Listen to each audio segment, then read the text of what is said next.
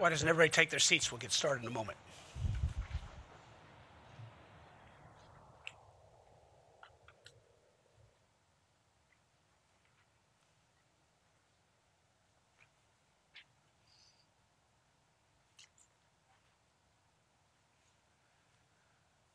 Good morning. This meeting will come to order. This is a public meeting of the U.S. Commodity Futures Trading Commission. A warm welcome to everyone, members of the public, market participants, members of the media, as well as those participating in this by phone or webcast. Thank you all for your participation. It's good to be joined by my fellow commissioners. For the record, the last time a full 5-member CFTC commission met in a formal meeting was on May 16, 2013. So if we're a little rusty today, I hope you'll understand. I thank the current administration and Senate for nominating and confirming this full commission seated here today. And I thank the commissioners and their staffs for their consideration and feedback on the matters before us. The subject of our meeting is to consider 2 important measures and a request for comment. The first is the final rule on amending the de minimis exception to the swap dealer definition. The second is a proposed rule on amendments to regulations on swap execution facilities and the trade execution requirement. And the third is a request for comment regarding the practice of post-trade name give-up on swap execution facilities. I thank the staff of the CFTC for their efforts in today's rules and for what I'm sure will be instructive presentations. Aside from the underlying policy issues being addressed, the quality of the work product and written discussion and analysis is very high in each of these proposals. Clearly, the staff put in a lot of hard work into the matters before us, for which we are grateful. In particular, I'm pleased that the Commission will today consider the final rule on amending the de minimis exception to the swap dealer definition and provide needed certainty to swaps market participants. And I'm also very pleased that the Commission will consider a proposed rule to amend the CEF regulations and a request for comments on post-trade name give-up. These are all matters worthy of our time and thoughtfulness this morning. First, we will hear opening remarks of each commissioner and then presentations from the staff. After the staff presentation, commissioners will have the opportunity to make more specific remarks concerning the matters before us today after the staff presentations. So we will now turn to opening statements, and I first turn, in order of seniority, to Commissioner Quintenz. Thank you, Mr. Chairman. Thank you for calling this meeting. It is a great pleasure to be here with you today and my fellow commissioners in the full complement of the Commission. The matters before us today are of critical importance to the derivatives markets, impacting 2 fundamental Dodd-Frank reforms: swap dealer registration and trading on swap execution facilities. I appreciate all the hard work staff has put into these two rulemakings and support their ongoing efforts to continue improving and refining our regulatory framework. Mr. Chairman, I know this day has been a long day coming for you and for the staff, and I'd like to congratulate you and the Division of Market Oversight on all of your and their tireless work on the proposed rule on CEF reform. I look forward to hearing the staff's presentations on these topics, as well as my fellow commissioners' comments and questions. Thank you. Commissioner Benham. Thank you, Mr. Chairman. Of course, echo Commissioner Quintenz's comments about the work of the staff and, of course, your leadership in getting us here, Mr. Chairman.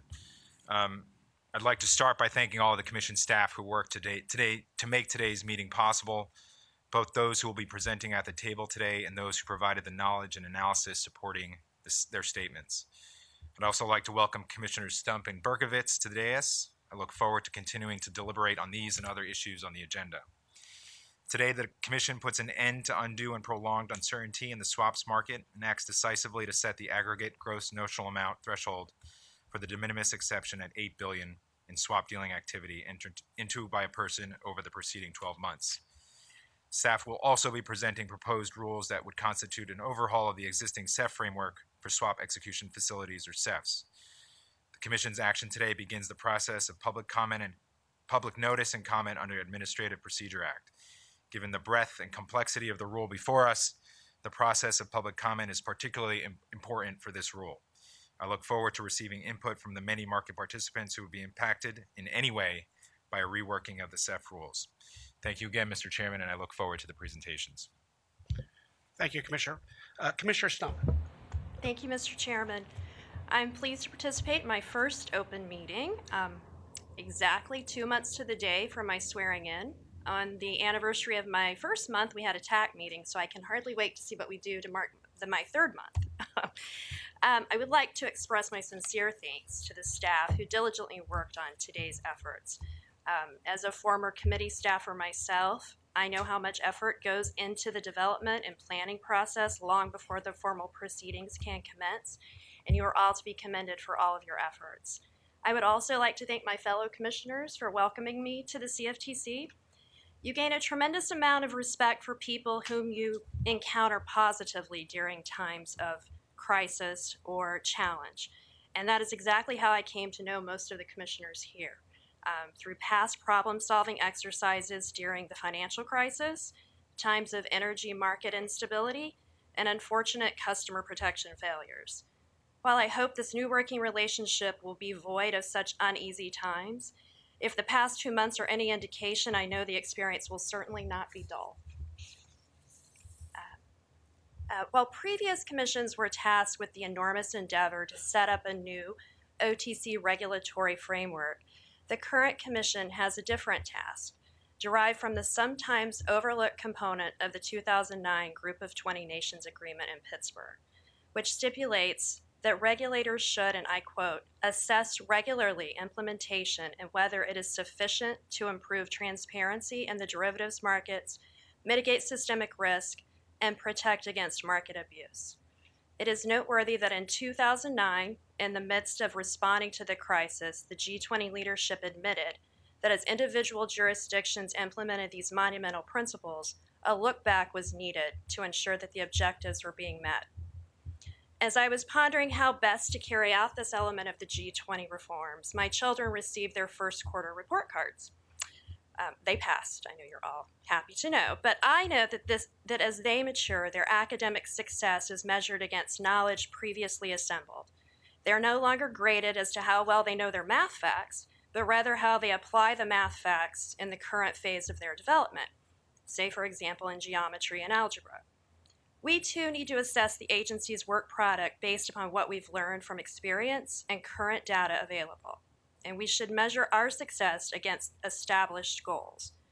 For the purpose of today's subject matter, the objective to which we should be graded are simply outlined in the G20 directives to improve transparency in the derivatives markets, mitigate systemic risk, and protect against market abuse. You will continue to hear me speak and reference our report card throughout my tenure, as I believe it is time for us to evaluate the effectiveness of our authorities post-crisis. Thank you again for holding the meeting. I look forward to the presentations, and again, thanks to the staff for all of your efforts. Thank you, Commissioner Stump. Commissioner Berkovitz. Good morning, Mr. Chairman, fellow commissioners. This is my first public meeting as a CFTC commissioner, but obviously not the first public meeting of the CFTC that I have participated in. I am pleased to be here in my new capacity to continue the work of the CFTC to foster price discovery, promote innovation and fair competition, and reduce systemic risks. This purpose is as important today as it was at any other time in our history. The final de minimis exception rule and proposed CEF rule amendments before us today are significant measures for participants in our markets. I look forward to hearing from the staff on these rules and having an opportunity to express my views on them. I want to thank the staff of the CFTC for their efforts. Day in and day out, their tireless efforts help shape and implement the Commission's policy. This work is commendable. I was proud to be a member of the CFTC staff, and I'm proud to be here again to work with the staff. I will have more detailed remarks when we discuss each of the rules. Thank you, Mr. Chairman. I look forward to the meeting. Thank you, Commissioner Berkovitz. So let's just briefly review today's procedure, and it's as much for your benefit as for ours to review it. So for each of the items on today's agenda, the staff will make presentations to the commissions. We will do the de minimis as one panel presentation set of questions, but we will do the CEF, NPRM, and the post-trade name give up as one presentation and set of questions because they are related and it's the same staff team, even though we will vote on those separately as separate matters. After each presentation, but before commissioners' questions, there will be a motion to adopt the rule or item before us. I will then open up the discussion for questions to the staff from each of the commissioners, and we'll do that in order of seniority. Following that, I will ask each of the commissioners to give their statements and comments in the same order. Following the close of discussion on each matter, the commission expects to vote on the staff recommendation as presented. All final votes conducted in this public meeting shall be recorded votes. The results of votes approving the issuance of rulemaking documents will be included with those documents in the Federal Register. At this point, I'd like to ask the Commission for unanimous consent to allow staff to make any technical corrections to the documents voted on today prior to sending them to the Federal Register. Any objection? Objection. Without objection, so ordered. At this time, then, I would like to welcome the following staff for their presentations on the final rule proposal on amending the de minimis exception to the swap dealer definition from the Division of Swap and Intermediary Oversight. That would be Matt Colkin, Director, Rajel Patel, Associate Director, and Jeffrey Hasterrock, Data and Risk Analyst. Gentlemen, please proceed with your presentation. Good morning, Mr. Chairman. Commissioners Quintens, Benham, Stump, and Berkovitz. The Division of Swap Dealer and Intermediary Oversight is pleased to present this morning our recommendation for today's adopting release amending the de minimis exception in paragraph 4 of the swap dealer definition in Commission Regulation 1.3. I'm joined this morning by my colleagues Rajal Patel and Jeff Hasterrock. Before I begin, though, I'd like to single out a few folks who contributed. In DSIO, that includes staffers Fern Simmons and Chris Cummings, as well as former DSIO staff Eric Remler, our Office of General Counsel colleagues Dan Davis, Carlene Kim, Mark Pfeiffer, and Paul Schlichting, as well as Bruce Tuckman, Scott Mixon, Stephen Kane, and David Rifen in the Office of Chief Economist for their contributions. I'd also like to thank each of your offices and your staffs for providing constructive feedback and suggestions for our recommendations. Establishing a permanent notional threshold will give market participants much needed clarity and certainty related to our swap dealer registration requirements. Before I hand the presentation to Rajal and Jeff, I want to note two things. First, in addition to the de minimis threshold, the Commission's June Notice of Proposed Rulemaking solicited comments on 4 regulatory proposals and requested feedback on 3 other topics. As noted in both the June NPRM and today's adopting release, the CFTC has made clear that it may in the future separately propose or adopt rules addressing any aspect of the NPRM that was not finalized in this adopting release. Therefore, this rule amendment may be the first in a potential series of de minimis exception related amendments, and staff continues to work on the issues raised in the June NPRM. Second, with respect to certain exceptions, whether or not a swap involves a registered swap dealer, the swap and the swap's counterparties are still subject to Commission regulation, including our rules related to mandatory clearing, trade execution, and trade reporting requirements. I'll now hand it over to Rajal and Jeff to discuss the release in more detail. Thank you. Thank you, Matt. Mr. Chairman and Commissioners, today's adopting release establishes a permanent aggregate gross notional amount threshold for the de minimis exception at $8 billion in swap dealing activity entered into by a person over the preceding 12 months. The release originates with the definition of swap dealer in Section 1A49 of the Commodity Exchange Act as added by the Dodd-Frank Act. The definition explains what constitutes swap dealing activity and also provides that the Commission shall promulgate regulations to establish factors with respect to the making of a determination to exempt from designation as a swap dealer an entity engaged in a de minimis quantity of swap dealing. In December 2010, the CFTC and SEC jointly issued a proposing release to establish a number of definitions, including swap dealer. The Commission's finalized these definitions in a May 2012 rulemaking, establishing the definition of swap dealer and the de minimis exception that currently reside in CFTC Regulation 1.3. The May 2012 release established the $8 billion threshold, with a reduction to $3 billion on December 31st, 2017. For each of the last 2 years, the Commission has issued orders to extend the termination date. The phase-in period is currently scheduled to terminate on December 31st, 2019, meaning that market participants must begin calculating towards a $3 billion threshold on January 1, 2019, less than 2 months from now. In adopting the swap dealer definition, the Commission's identified the policy goals underlying swap dealer registration and regulation, generally to include reducing systemic risk, increasing counterparty protections, and increasing market efficiency, orderliness, and transparency. The Commission's also recognized that, consistent with congressional intent, an appropriately calibrated de minimis exception has the potential to advance other interests. The Commission's explained that these interests include increasing efficiency, allowing limited swap dealing in connection with other client services, encouraging new participants to enter the market, and focusing regulatory resources.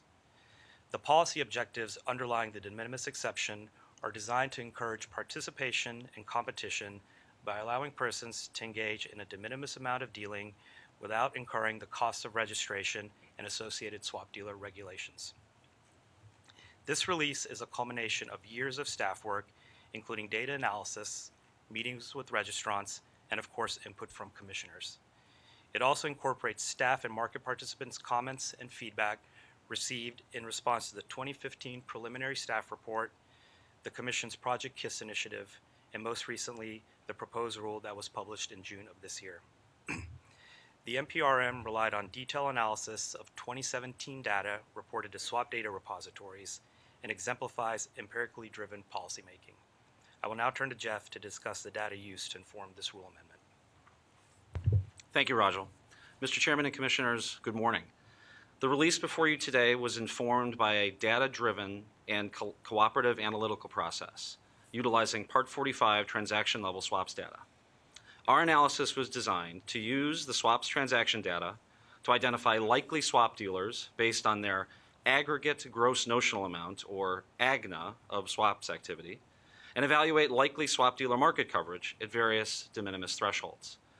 As Rajal mentioned, we used 2017 calendar year data to analyze the, and I'm sorry we didn't come up with a better acronym here, but the AGNA of swaps activity for interest rate, credit default, foreign exchange, and equity swaps.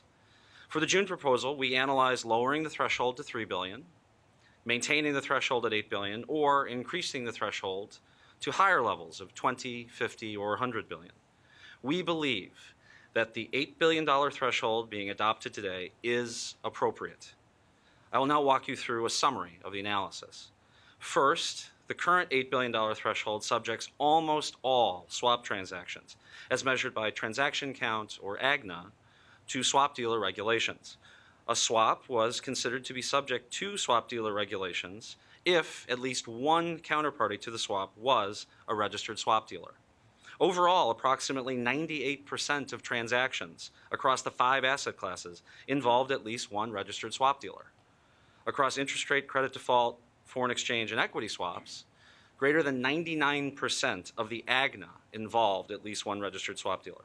Given these coverage statistics, in our view, the policy considerations underlying swap dealer regulation are being appropriately advanced at the current $8 billion threshold. Only a low percentage, or de minimis amount, of swaps activity is not currently covered by swap dealer regulation-related requirements, indicating that the current threshold is appropriate. Second, our analysis also indicated that at a lower threshold of $3 billion, or at a higher threshold of 20, 50, or 100 billion, there would only be small changes in the AGNA or swap transaction counts subject to swap dealer regulation, as compared to the $8 billion threshold. Third and finally, for non-financial commodity swaps, although the regulatory coverage, as measured by the number of transactions that include at least one registered swap dealer, was lower than for the 4 other asset classes, we believe that the lower regulatory coverage at the current $8 billion threshold is acceptable given the characteristics of the non-financial commodity swap market. With that, I'd like to turn it back to Matt. Thanks, Jeff. Before we conclude, Commissioners, I'd like to add that maintaining the status quo signals long-term stability of the de minimis threshold and should provide for the efficient application of the swap dealer definition as it allows for the long-term planning based on the $8 billion threshold. Mr. Chairman and Commissioners, with that, we'd be happy to answer your questions. Thank you. Thank you. Before we go to questions, it's appropriate for us to entertain first a motion to adopt the Division of Swap and Intermediary Oversight's final rule on amending the de minimis exception to the swap dealer definition. So what I'd like to do is accept a motion and a second from my colleagues. Is there a motion? So moved. And second? Thank you very much. So now the floor is open to allow the commissioners to ask any questions they may have, and we'll start with Commissioner Quintens. Thank you, Mr. Chairman. I don't have any questions. Commissioner Benham. No questions. Thank you. Commissioner Stump. Just a few questions. The continuing obligation for a 12-month look back acknowledges that dealing activity is going to fluctuate over time, and that those who can avail themselves of the de minimis exception may change, such that the resulting list of swap dealers is altered in the future. Does DSIO plan to proactively review who should and should not be registered as swap dealers based upon SDR data at their disposal, or is the expectation that institutions will be expected to proactively monitor and initiate registration on their own?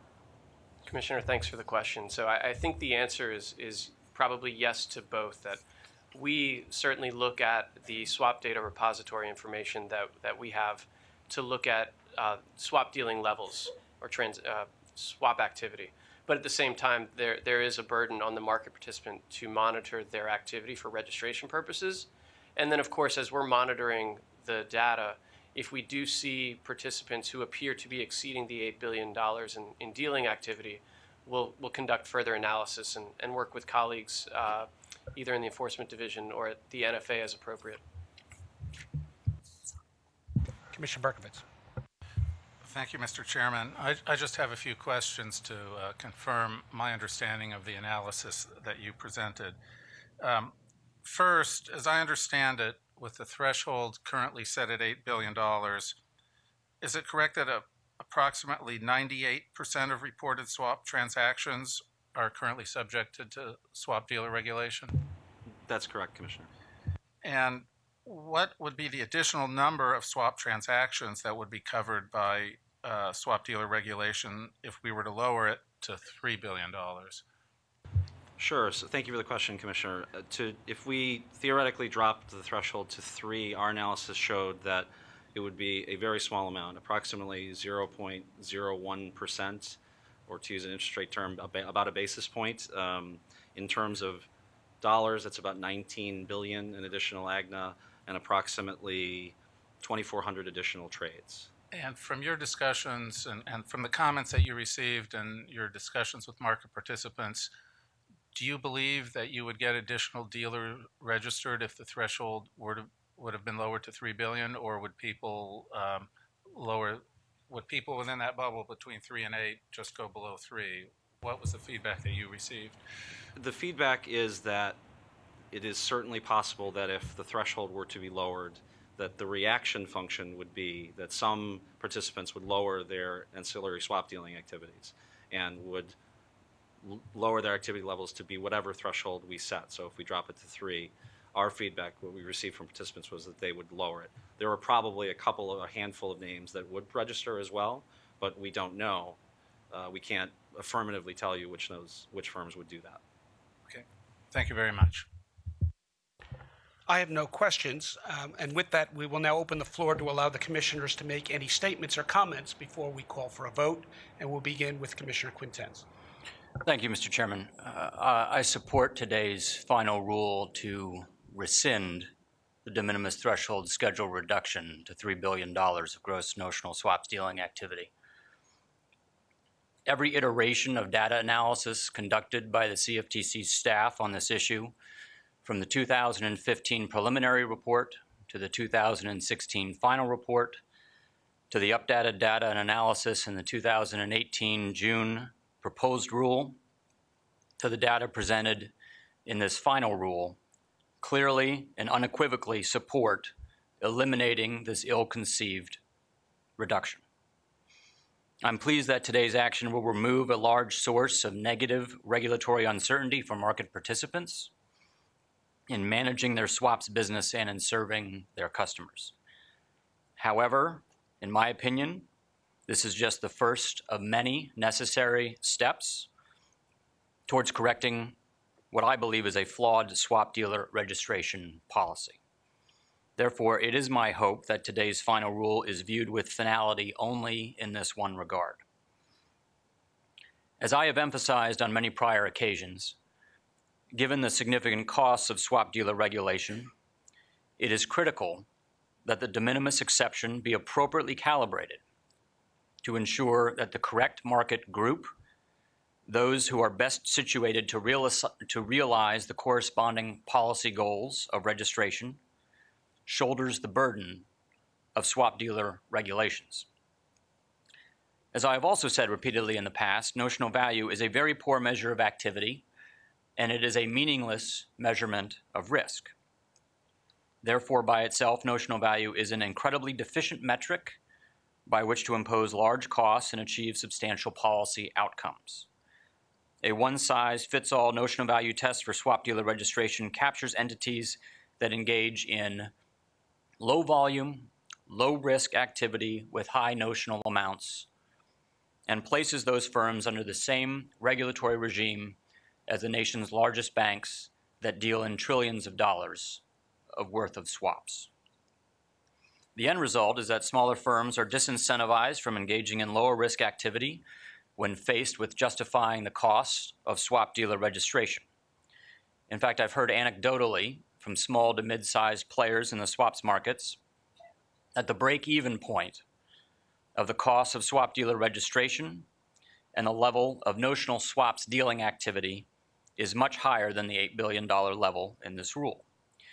If that is the case, the current $8 billion notional threshold could still effectively force some small players to curtail their swaps dealing business, thereby limiting competition and further concentrating swaps activity with their larger competitors. In my view, an appropriately calibrated de minimis exception would better align the criteria of the de minimis threshold with the costs of swap dealer regulation, particularly the largest costs tied to mitigating systemic risks such as capital and margin.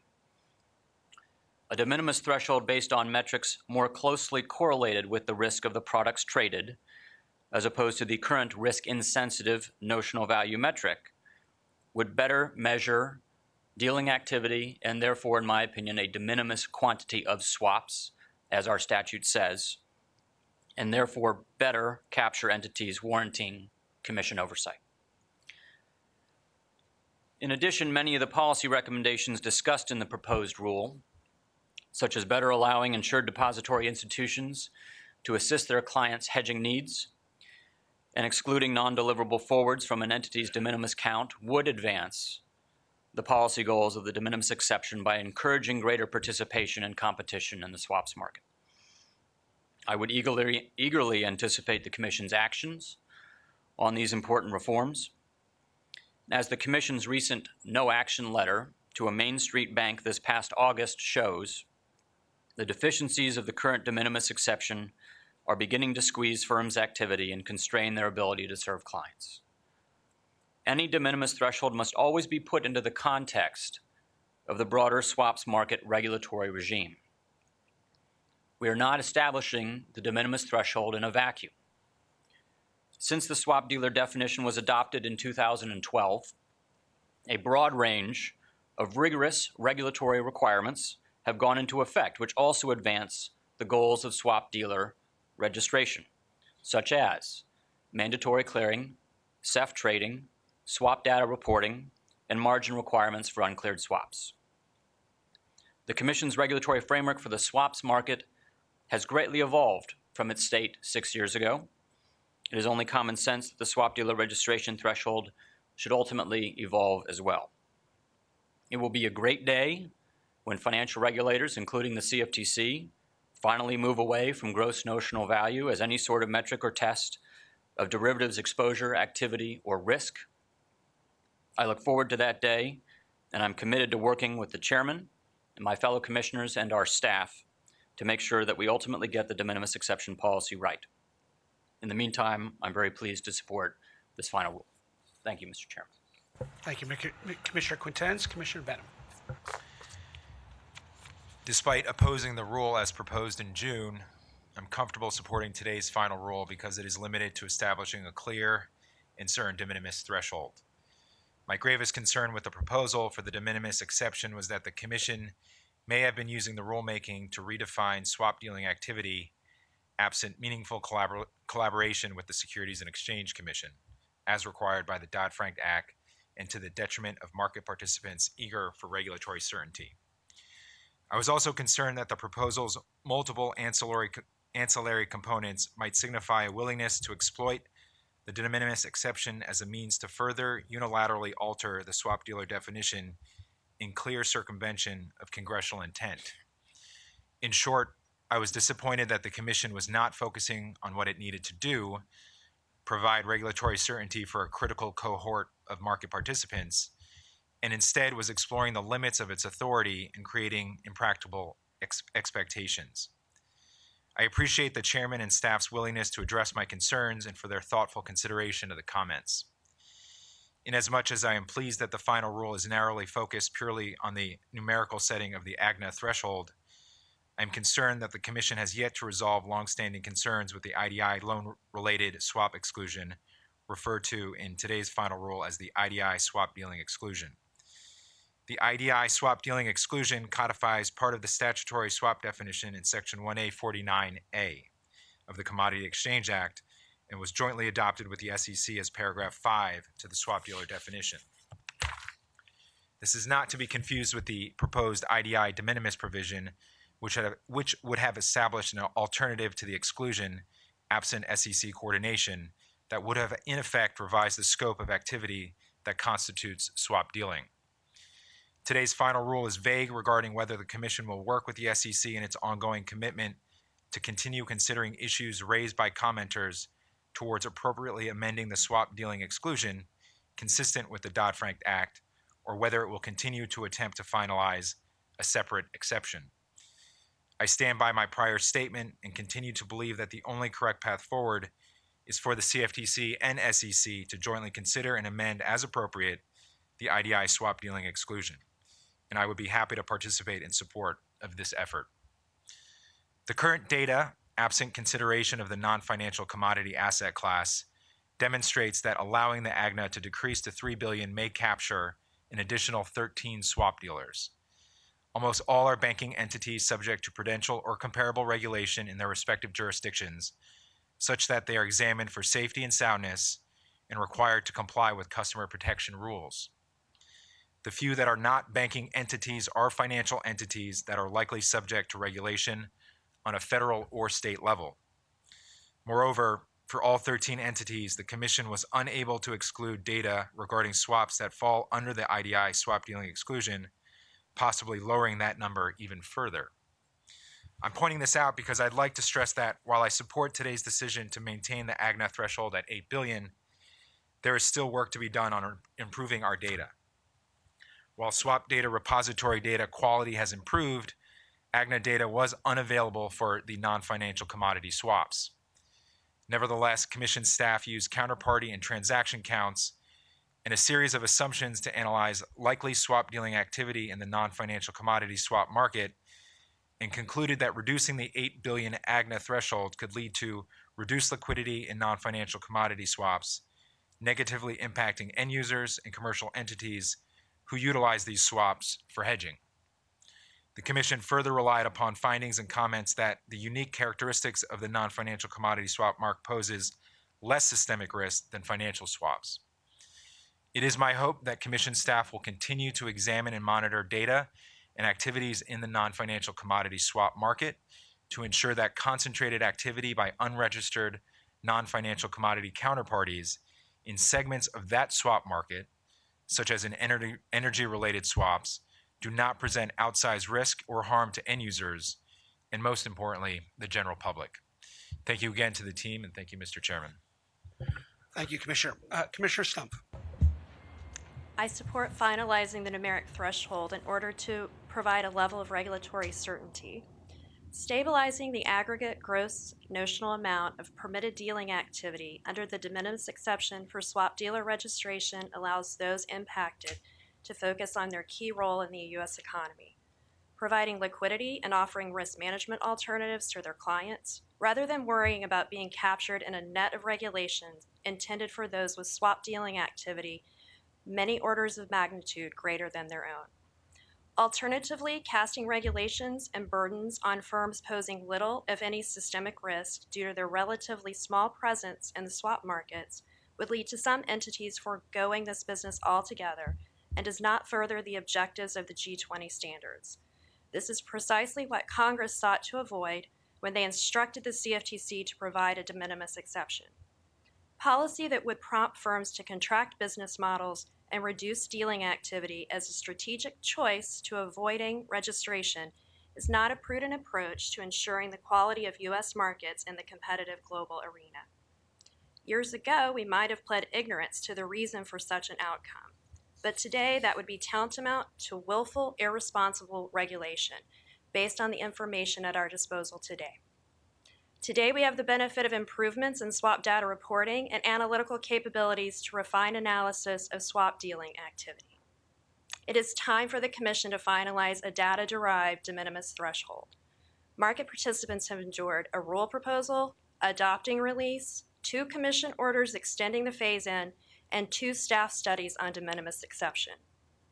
Based on the data in those studies and the rule before us today, I disagree with arguments towards lowering the threshold for swap dealer registration requirements and unnecessarily subjecting entities with a limited swap dealing capacity to registration and the associated rigorous obligations and substantial cost. The intent is not to strangle the activity of swap dealing operations, which would bring no discernible benefit while increasing the cost, diminishing the quality of service, and limiting the hedging opportunities for end users that rely on these institutions. I cannot justify such a regulatory application without a clear and demonstrable policy reason. To the contrary, the swap data now available to the Commission underscores the large regulatory capture preserved by this rule, and it was outlined very nicely by Jeff earlier. Approximately 98% of swap transactions involve at least one registered swap dealer, and greater than 99% of aggregate gross notional amounts in IRS, CDS, FX, and equity swaps included at least one registered swap dealer. I'm not advocating for a rollback of the Dodd-Frank Act or seeking loopholes for massive swap dealing banks to escape the oversight of the CFTC. What I'm striving for in a future state of swap dealer monitoring is a system that is true to the law and properly applies the de minimis exception with which the CFTC was tasked to design. An exception that should adhere to the ultimate goals of the swap dealer registration regime. The narrowing of this rule from its proposed form to the final product signifies that difficult yet critical questions remain unresolved. If the ultimate concerns to be addressed in defining and registering firms as swap dealers are excessive bilateral counterparty exposure, global systemic risk, and business conduct and client-facing activities, then are we receiving a passing grade against these benchmarks? If the aim of the swap dealer registration is to oversee and improve the interaction with clients and apply business conduct standards, then should those who do not face clients be in scope? Similarly, if swap dealer oversight is required for the purpose of monitoring bilateral counterparty risk, then should those predominantly engaged in cleared swaps, whereby counterparties cease to face a dealer and rather face a clearinghouse, continue to be included? If portfolio compression exercises are encouraged for the purpose of mitigating risk, then is it not appropriate to consider such reductions in notional exposure in this context? I'm not suggesting that these activities should go unmonitored, and reporting elements of the new regulatory regime should continue to apply. But we must remind ourselves that swap dealer registration is meant to serve a distinct purpose. And are our rules fit for that purpose? These unresolved questions will need to be answered another day, because calendar deadlines sometimes serve as the driving force in the Commission's actions. This slimmed-down final rule will provide market participants with much-needed certainty as they plan to count their activity for the 12 months prior to December 31, 2019, the termination of the current phase-in period. I'm hopeful that in completing the quantitative component of the de minimis rule today, it will afford staff and my fellow commissioners and I the opportunity to refocus attention on the issues that remain. Again, I want to thank the staff for their efforts and considerable time devoted to completing thorough analysis based upon real data. While I'm pleased to offer market participants this level of regulatory clarity, I fear our report card on the more complex subject matter shows a grade of incomplete. I look forward to working with the staff of DSIO to further refine the application of the swap dealer regime, consistent with the established goals of the G20, so that we can very soon remove the incomplete score from our report card. Thank you, Commissioner. Commissioner Berkovitz. Thank you, Mr. Chairman. I support setting the swap dealer de minimis exception threshold at $8 billion. The limited amendment before us relies on extensive data analysis to achieve a balance between the policy objectives of the de minimis exception and the registration of swap dealers. I would like to acknowledge the leadership of Chairman Giancarlo and the efforts of my fellow commissioners to achieve consensus on this rule. I look forward to continue working together to benefit our markets and the American people. In 2012, the Commission, jointly with the SEC, adopted the swap dealer definition. At that time, the de minimis threshold was set at $8 billion.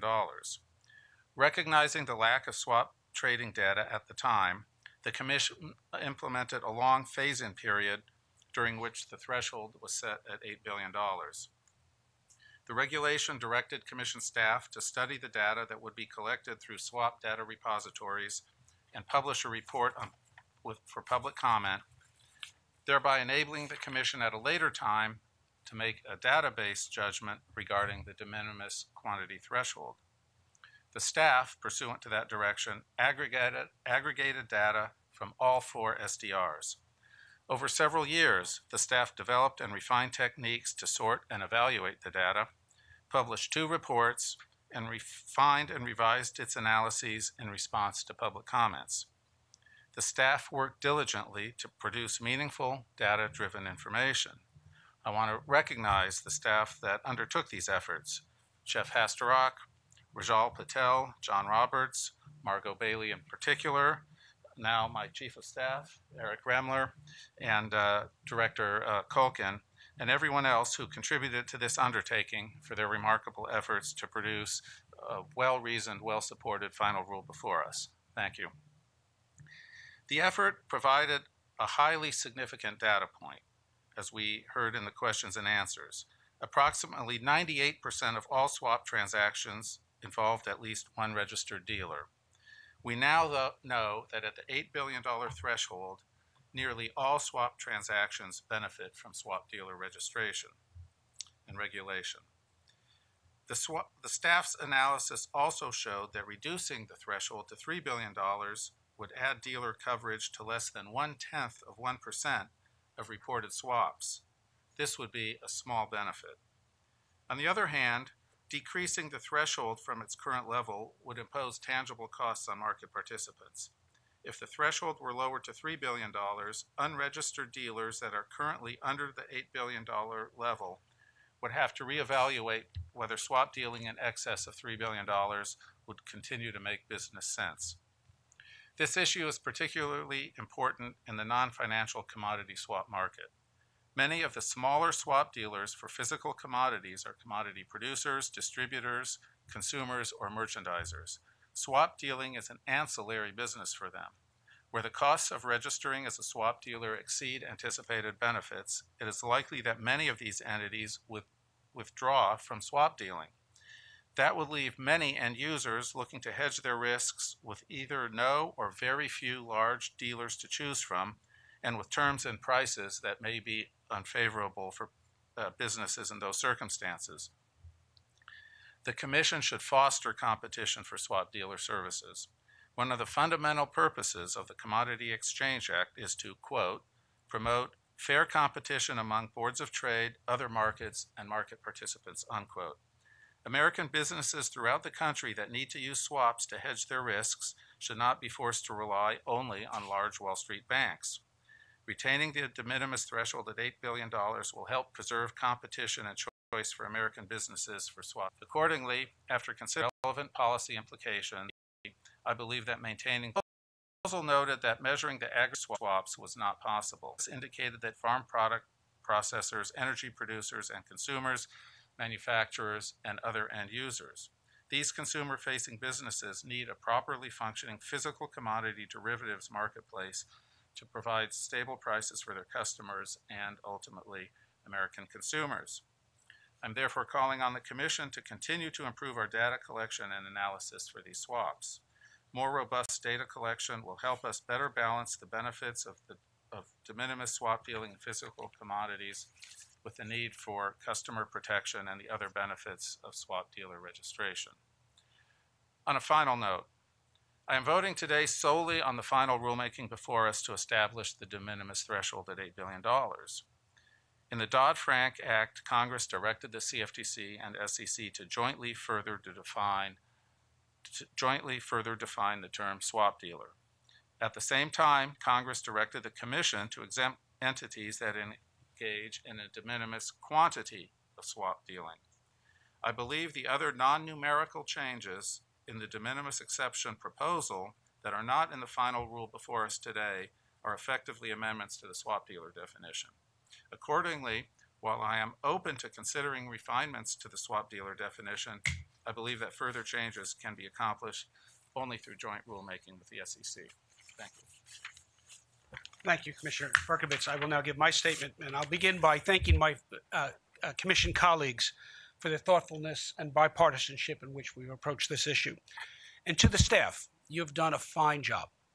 Good work on this, and I want to compliment you for that. This is truly data-driven policy development, which is a compliment to all of us.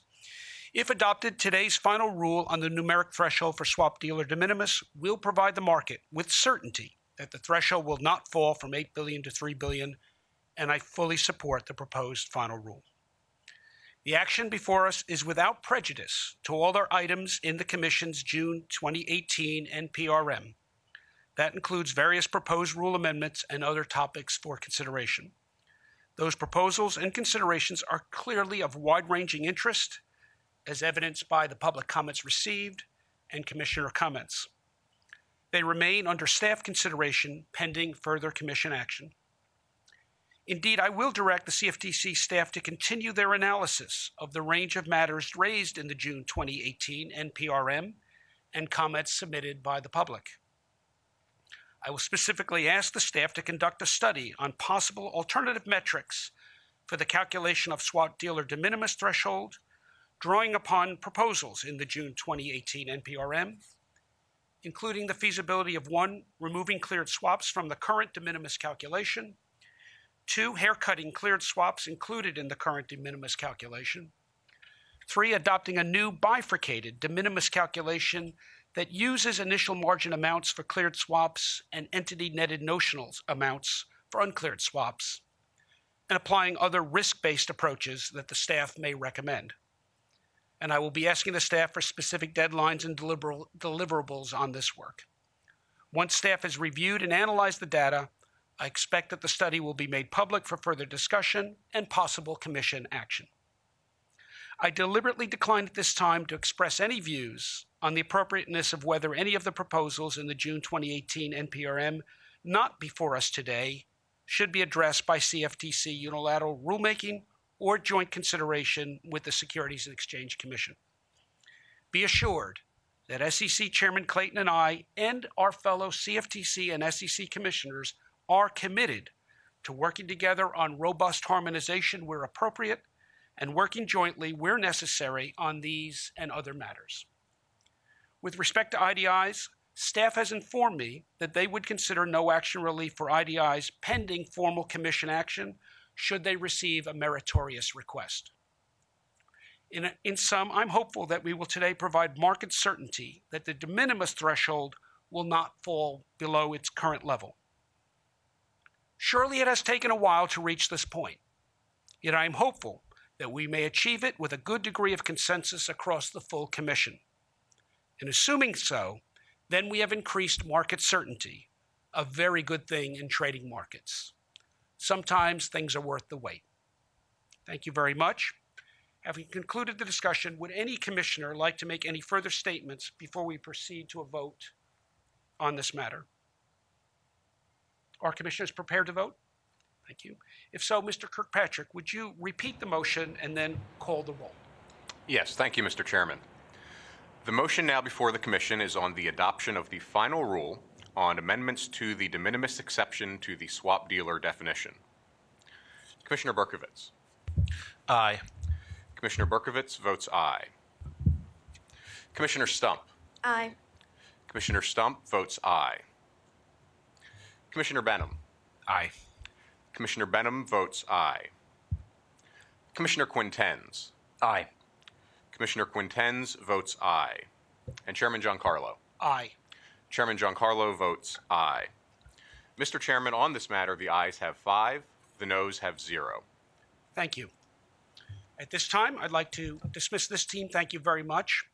And welcome the following staff from the Division of Market Oversight for their presentation on the CEF proposal and the request for comment on name give-up.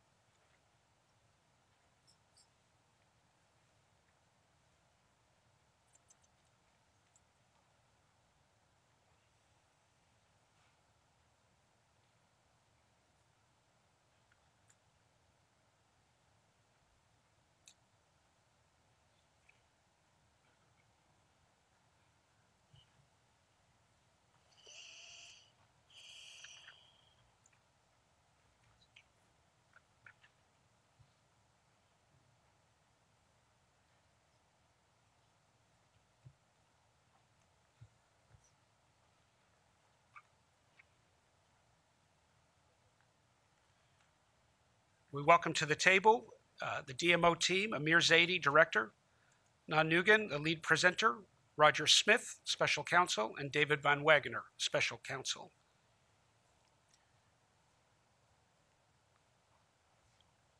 Please give your presentation when you're ready. Great. Thank you, Mr. Chairman and Commissioners. Before I turn it over to staff for the presentation, I would like to thank the people at the table. We wouldn't be sitting here today without their hard work, dedication, and thoughtfulness. David Van Wagener is a veteran of the CFTC, and in addition to his hard work, dedication, and thoughtfulness, his good judgment and experience has served us well as we develop this proposal. I'm grateful to David for his efforts and he's an excellent chief counsel.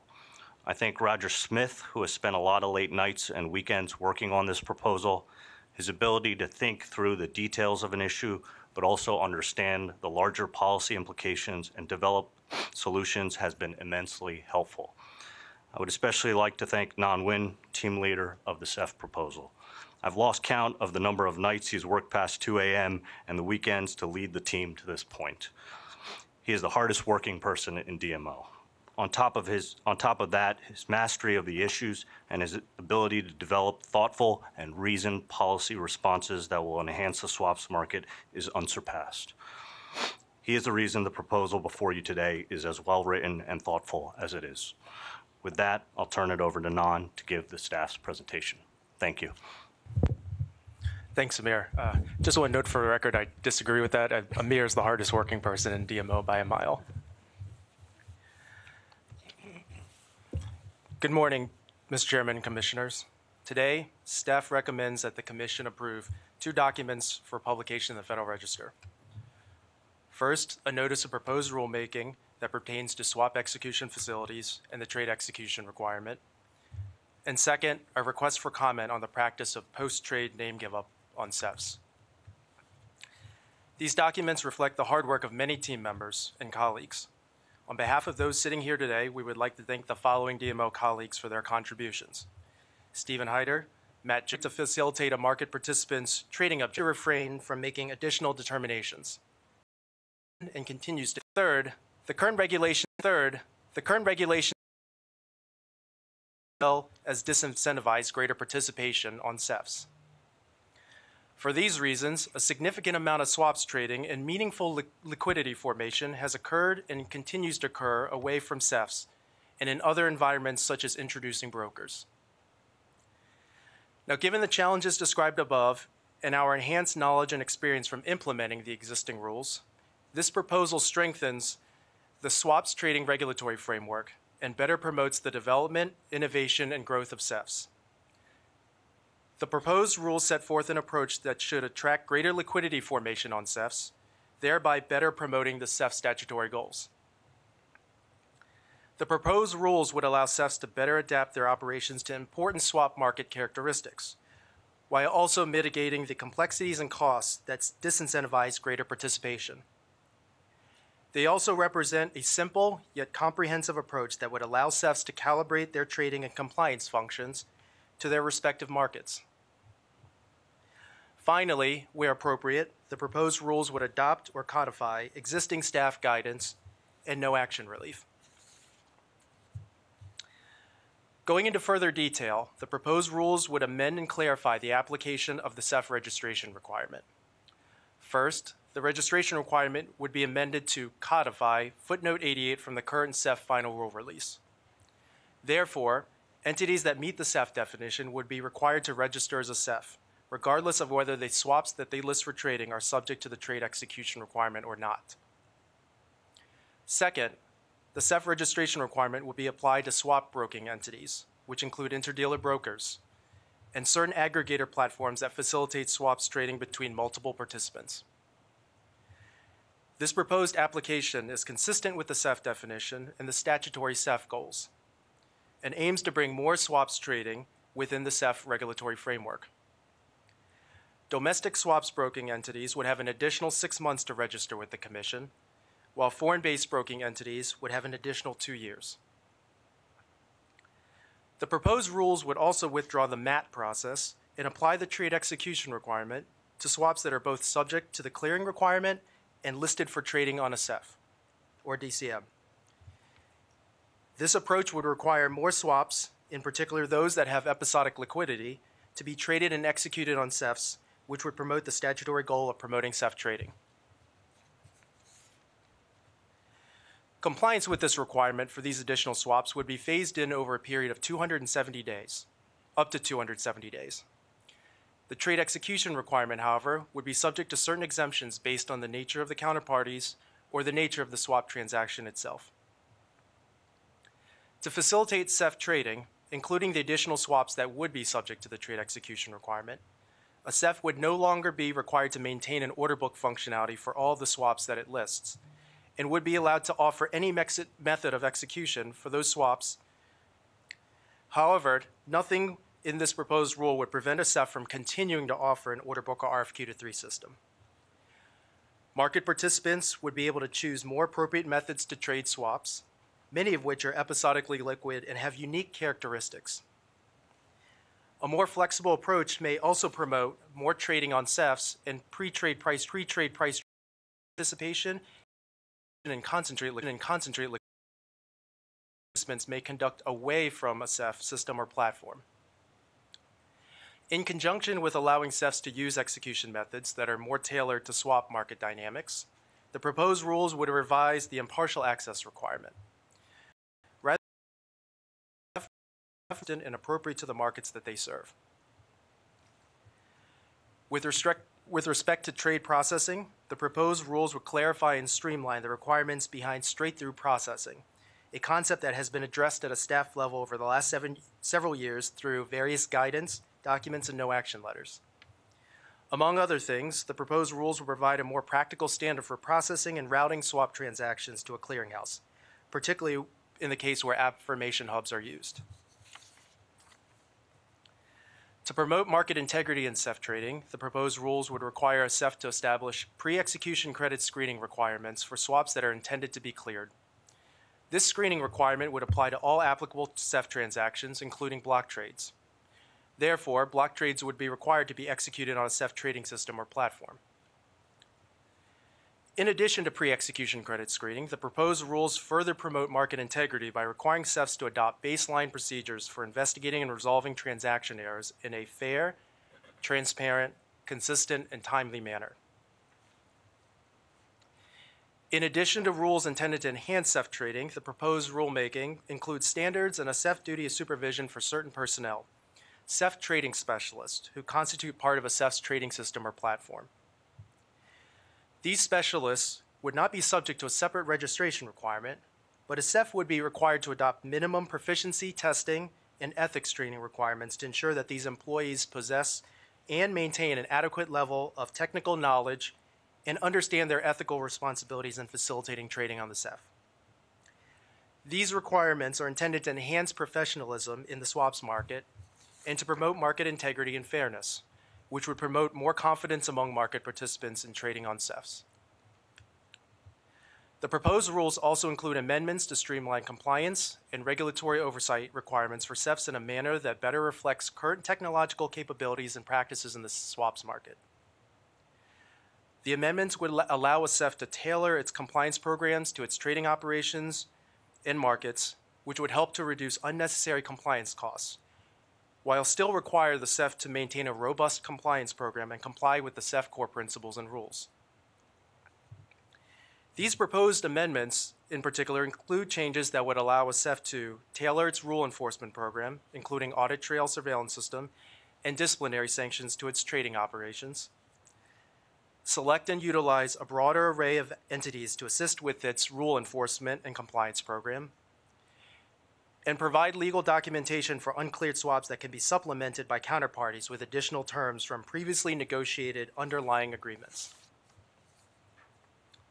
Further, the proposed rules include amendments to the financial resource rules that would create more practical requirements for CEFs, in particular the calculation of operating expenses and availability of liquid resources, to demonstrate that they have sufficient operating resources. The proposed rules would also streamline existing requirements for the Chief Compliance Officer position and simplify the preparation and submission of the required annual compliance report.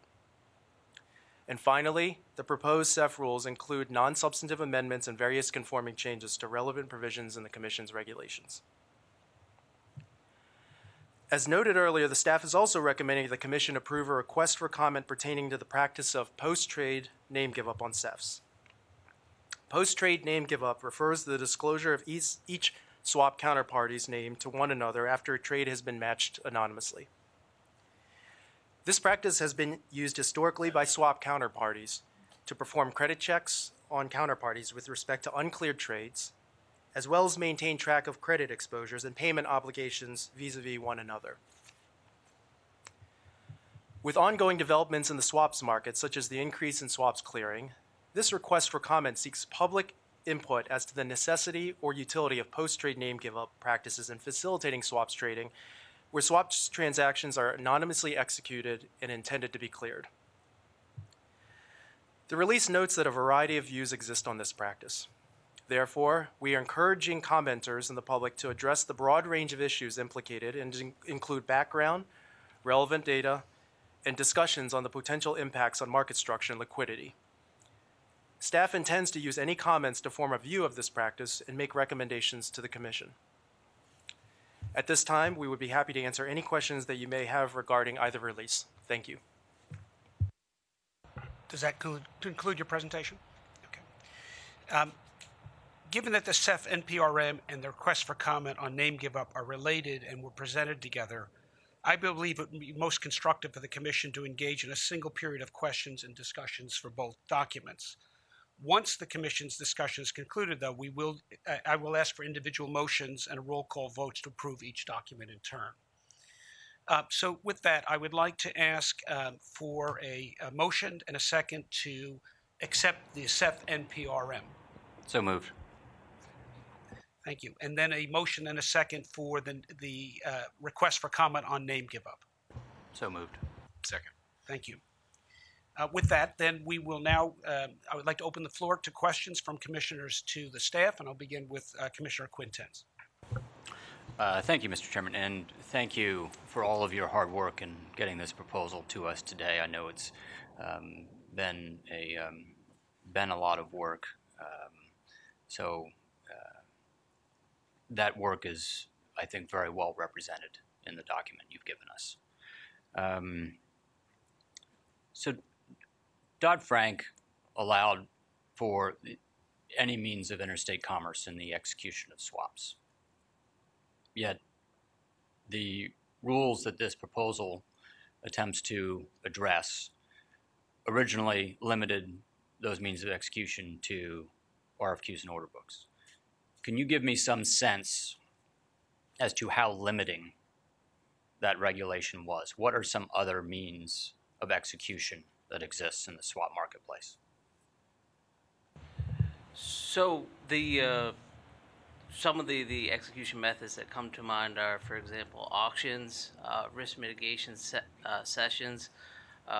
One of the more important aspects of this rule is not only the execution methods that may exist outside of RFQ to 3 or order book systems, but the fact that during the implementation of the CEF registration requirements, commission staff spent a lot of time working and trying to shoehorn and fit various execution methods within the prescriptive definitions of order books and RFQ to 3, sometimes, forcing changes to those methods that various applicants brought in and showed to us. This proposal would allow, going forward, CEFs to implement and deploy these trading methodologies as they are intended to be employed, thereby, we think, potentially increasing the effectiveness and efficiency of those trading methodologies.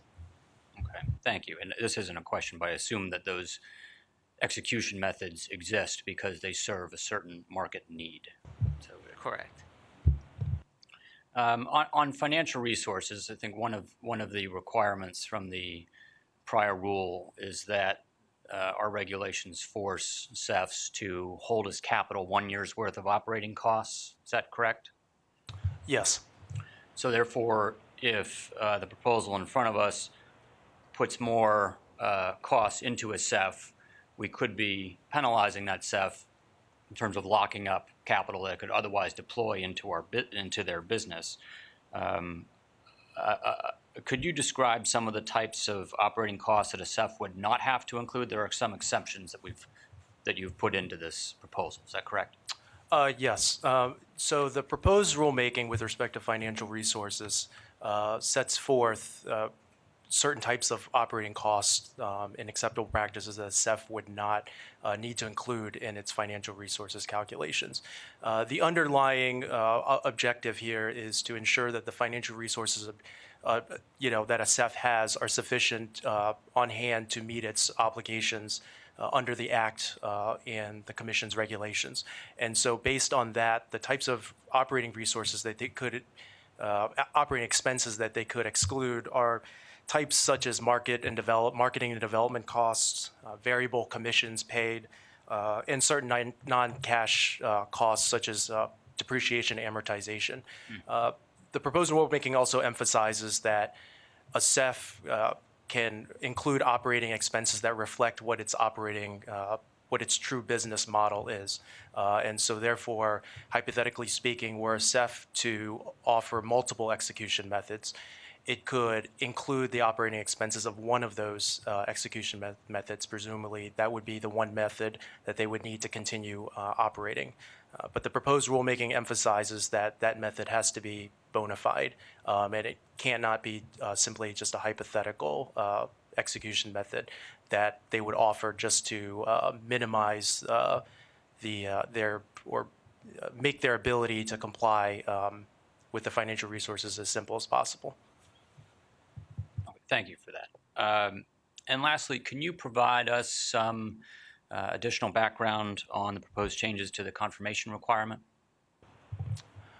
Yes. So under the current CEF regulations, CEF's required to provide a confirmation document to the counterparties, which signifies a legally binding agreement that includes all of the terms of the transaction.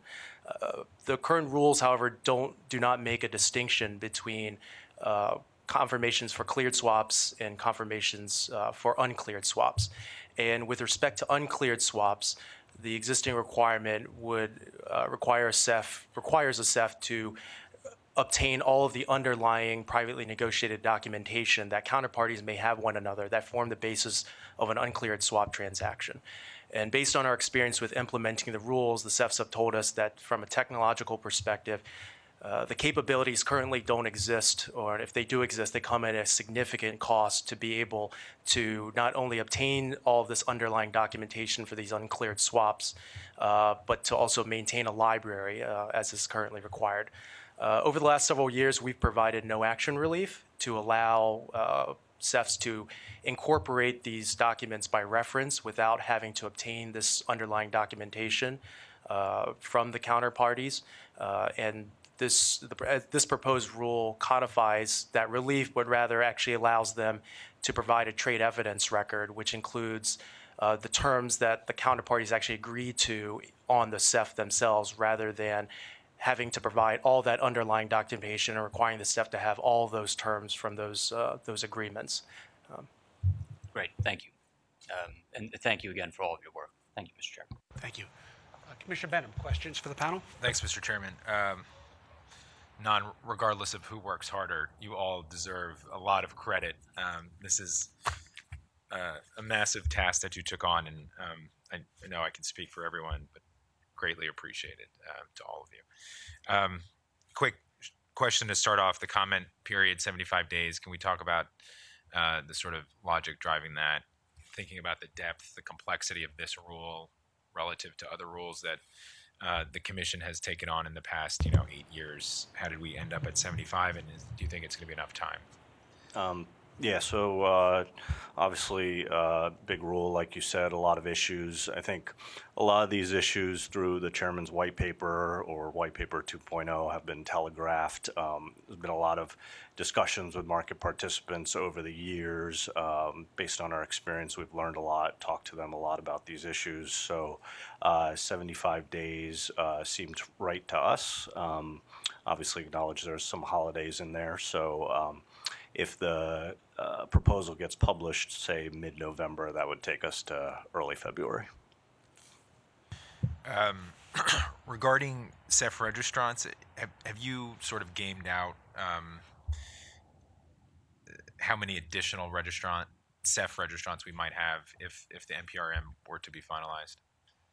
So in the NPRM, we suggest that there could be up to 40 to 60 additional registrants. However, many of those included in those numbers are affiliated with CEFs that are currently registered. So there is a chance that those affiliated entities may just come within the umbrella of the already registered CEF. Okay. And then would you expect sort of as a follow-up concentration within the market? Have you thought about that if you had that increase following a finalization of the rule? Are you referring to the concentration in the market of the CEFs, considering that we would have many more after the fact? Well, currently today, I think liquidity is primarily concentrated among the interdealer broker entities and 2 D2C, possibly a 3rd D2C entity. So it's very limited in the liquidity already. So I'm not sure that we're projecting additional concentration. Okay. Switching to the order book, the proposal would eliminate the order book as a minimum trading functionality. So with that said, could a CEF have an RFQ to 1 system?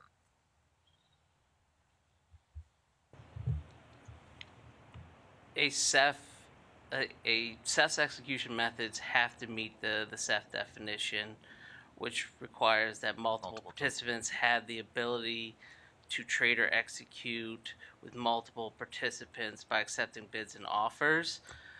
If they had a system that was solely RFQ to 1, assuming that they were able to send out multiple RFQs to multiple other participants, they would have the ability to do multiple to multiple. The crux of the CEF definition is that ability of multiple participants to reach multiple other participants. Okay. So I just want to peel that a little bit out. Whereas today you would have, you could have you'd have RFQ to 3 if you could have, given the proposal and the fact that we would be creating essentially any method of execution, you could have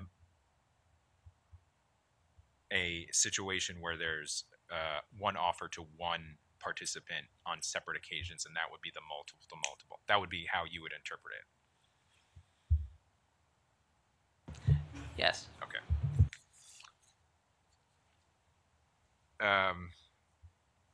Nan, you mentioned impartial access in your statement, and I think it's fair to say that we're interpreting impartial access slightly different. At least that's my opinion. Can you kind of drive to the logic behind it? I know you mentioned the goal would be to increase liquidity. Can you sort of discuss that a little bit more and how you envision liquidity increasing because of this change in impartial access interpretation? Sure, happy to do that. So, as a bit of background, the current impartial access requirement is set forth in the current CEF rules. CEF's required to offer access criteria that are transparent and applied in a fair and non-discriminatory manner. The statute requires impartial access, but also contemplates the ability of a CEF to offer limitations on access. And so it's been, in terms of implementing the existing rules, a balancing act between determining the types of discretion that CEFs can have in terms of setting their access criteria based on their market operations, but also trying to enhance participation on their platforms. The current, under the proposed rule, the requirement would be that a CEF has to continue to offer impartial access criteria that are fair and non-discriminatory in nature, and they have to, and those criteria would have to be applied in a fair and non-discriminatory manner. And so the criteria would have to be objective in nature and predetermined, and also not offered as a means to limit competition. So the underlying philosophy in a lot of ways really does remain the same. I think the proposed rule reflects sort of our experience in sort of trying to draw out that balancing act over the last several years. I mean, there have been instances where we've allowed certain criteria to be established by the CEFs that were offered up during the registration process.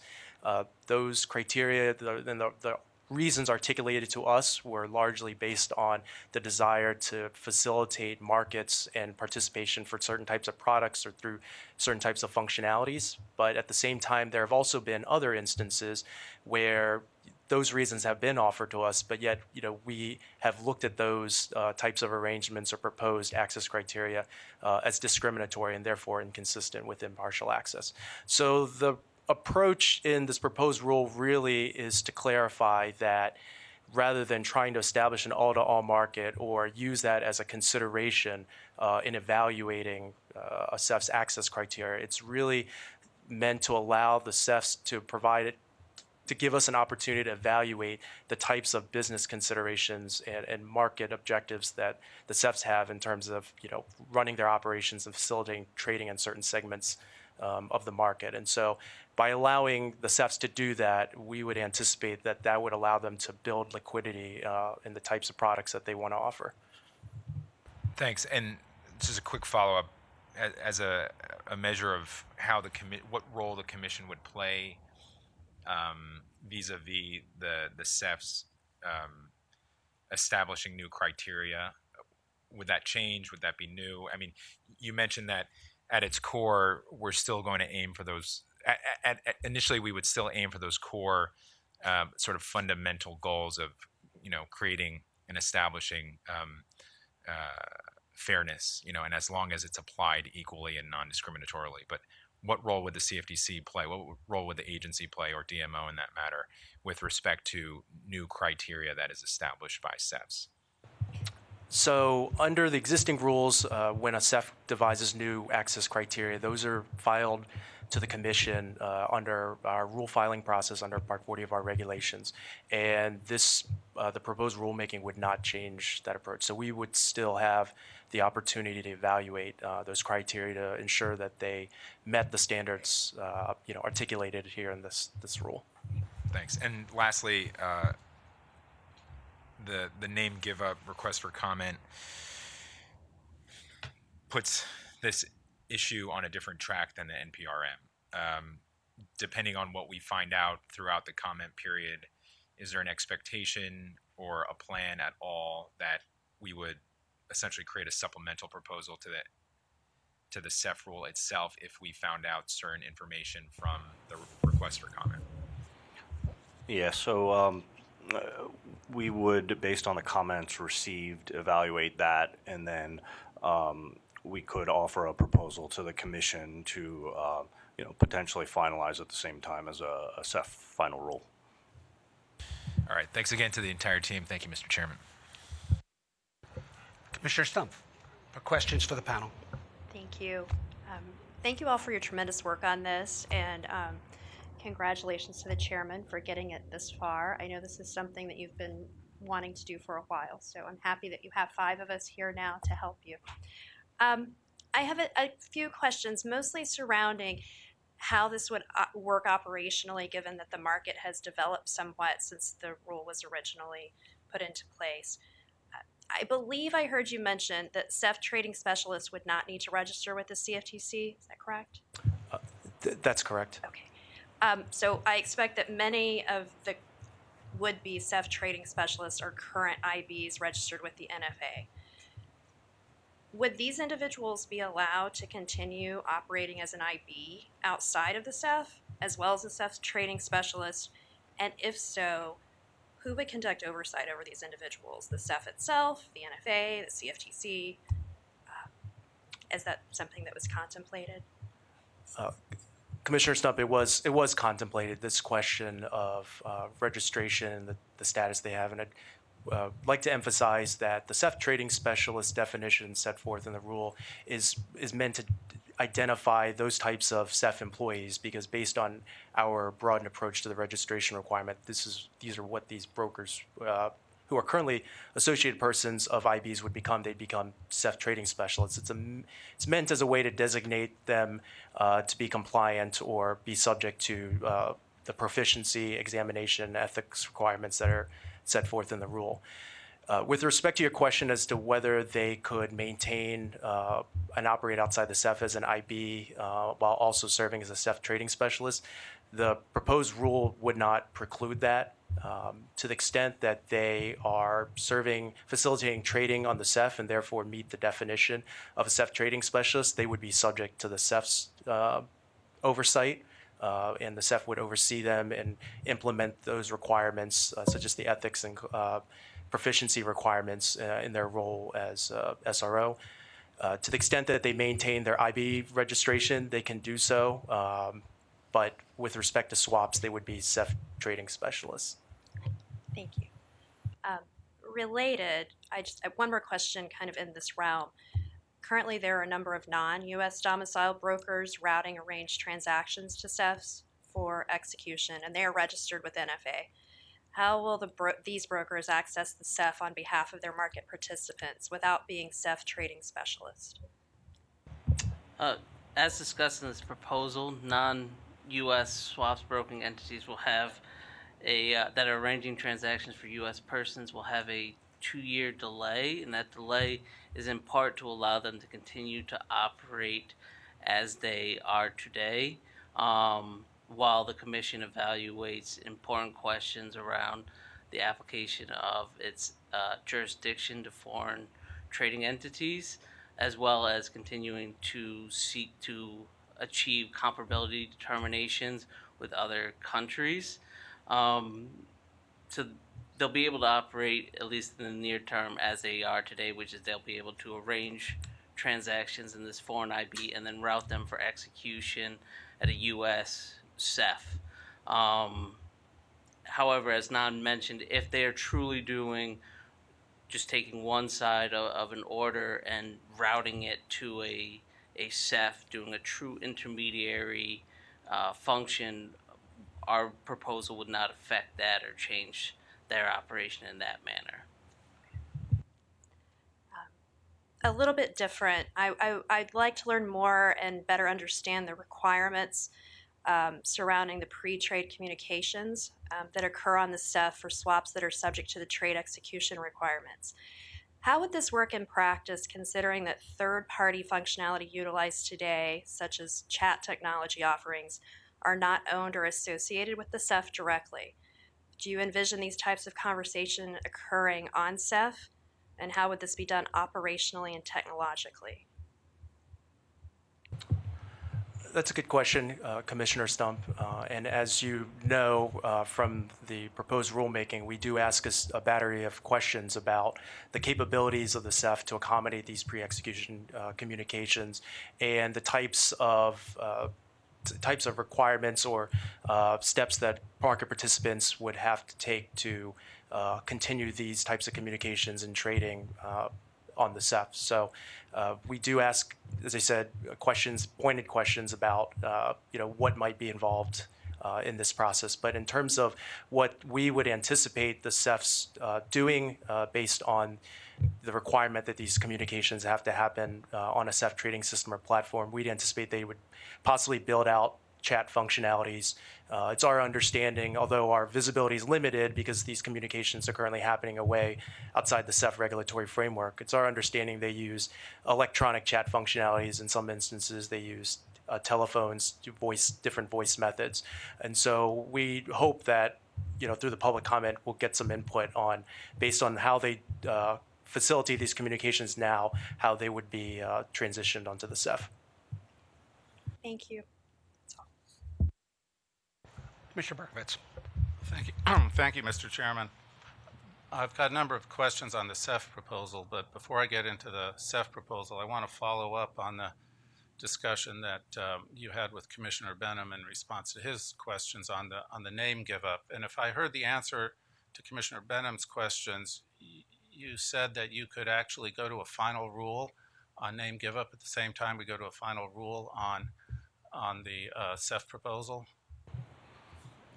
So based on the comments that we receive and after evaluating them, we could take those comments and come to the commission with a proposal and then possibly finalize that along the same lines of a final CEF rule, just depending on how the timing works out. I would just note that the current state of the name give-up document, it's a little over seven pages. It seemed that there's a lot of work that would have to go into making that into it's a significant issue. I mean, there's a lot of views on it, a lot of analysis, and it's a significant issue. I would either that has to be sped up, or the CEF rule would have to be, potentially wait up for it to get them on the same timeline. So I would encourage as much work to be done as we can to get to do the background research, to form preliminary views, to consider public comment, so that in fact we can consider them at the same time. Yeah, well, we don't want to prejudge the comments, so we'll wait to see what they say. But we have had conversations, and it's been an issue that's been ongoing for a long time, so we have done some of that background research. Well, no, I understand you don't want to, but in the proposal itself, we do prejudge the comments. We put forth a proposal and you get comments on it, right? The commission puts forth its view, and then we get comments back, and then we go and consider the comments and go final. On the name give-up, there's no view presented at all. So I'm suggesting maybe we develop a view, consider the comments at the same time, and then put out a proposal. Yeah, I think really, this has been an issue that was in the press, and, some market participants talked about back in 2013, 2014. Even at the time, some participants, acknowledged, name give up, banning name give ups, not the end all be all. There's other issues like average pricing in order books or other things that would have to be looked at as well. So, since that time, we haven't really heard much about it. And as you know, there are two opposite views on this issue. So, it's not like we can craft a proposal that, kind of splits things down the middle. We really have to take one view or the other. And I think at this time, staff's really just not in a position to come to a proposal. That's why we want to see, first, if people still care about this issue, they should put it in writing and, like Nan said, back it up with data and information so we can form a view. And then, based on those comments, we would look to proposing something to the commission. Okay, thank you. And I do want to thank you and the staff all this past several weeks since we got the big proposal. You and everybody at the table, Nam, Roger, David, you've all been very helpful to me and my staff in digesting the big document and being responsive to our questions. So I do appreciate that, and thank you for the time you've spent helping us understand what's in there. So let me ask first about our G20 commitments going back to 2009. And as you may recall, in the aftermath of the financial crisis, the G20 leaders met in Pittsburgh to adopt a set of policies and initiatives to recover from the crisis and to modernize the global financial system. At the Pittsburgh summit, the G20 leaders agreed on a series of reforms as to the way financial markets should be regulated. With respect to the trading of what were then the over-the-counter derivatives markets, the G20 leaders agreed that, and I'm quoting, all standardized OTC derivative contracts should be traded on exchanges or electronic trading platforms where appropriate and cleared through central counterparties by end 2012 at the latest. Does the proposal require that all standardized OTC derivative contracts be traded on exchanges or electronic trading platforms where appropriate? Yes. And what are you calling an exchange or an electronic trading platform? I believe we would call CEF an exchange. Let me read you from the proposal. Quote, a CEF would be permitted to offer any method of execution. It doesn't say electronic trading platforms or exchange that meets the CEF definition for any swap that it lists for trading, irrespective of whether the particular swap is or is not subject to the trade execution requirement. So we did look at the G20 statement and the Pittsburgh commitments, but obviously we also have to follow the Dodd-Frank Act and our law here in the U.S. So as others have said, the definition of a CEF is a multiple-to-multiple platform for trading or execution by any means of interstate commerce, and we think that the proposal follows that approach. So let me ask, Can I? go ahead. Yeah, could I just supplement it? So in the context now, I mean, right now we have CEFs, and they trade a variety of instruments. Some of them are subject to the trade execution mandate and have to be RFQ to 3 or order book. But there's also permitted transactions that are being done on those platforms, and there's no limitations on the trading methodologies that are used. I mean, I think that we would take the position that those permitted transactions are being done on a CEF and an exchange. And I think where we're going with the NPRM is in a similar direction. I think that's fully consistent with the G20 as well. I don't disagree with that statement.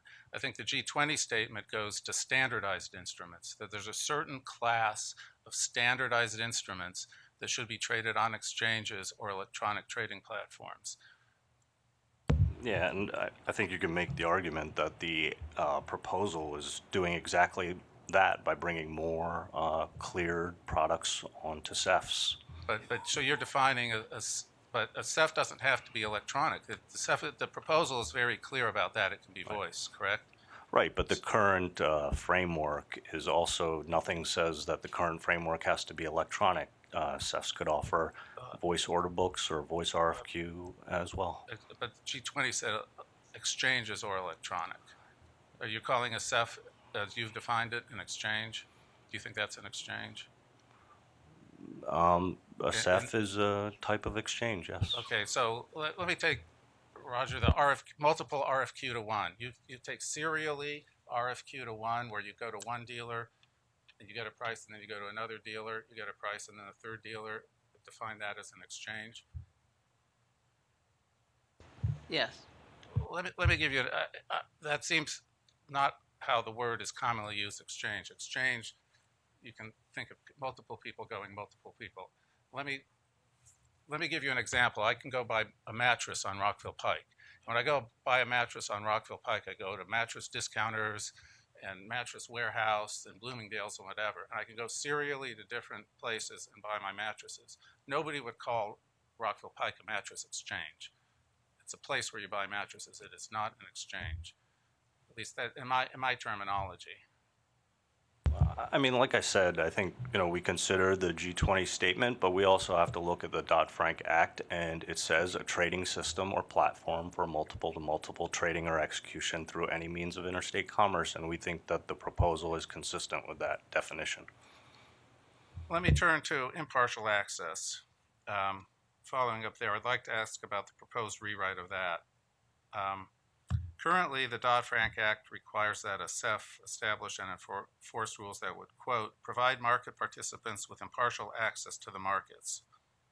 And the current regulations implementing this say, quote, the swap execution facility shall provide any eligible contract participant and any independent software vendor with impartial access to its markets and market services, including any indicative quote screens or any similar pricing displays.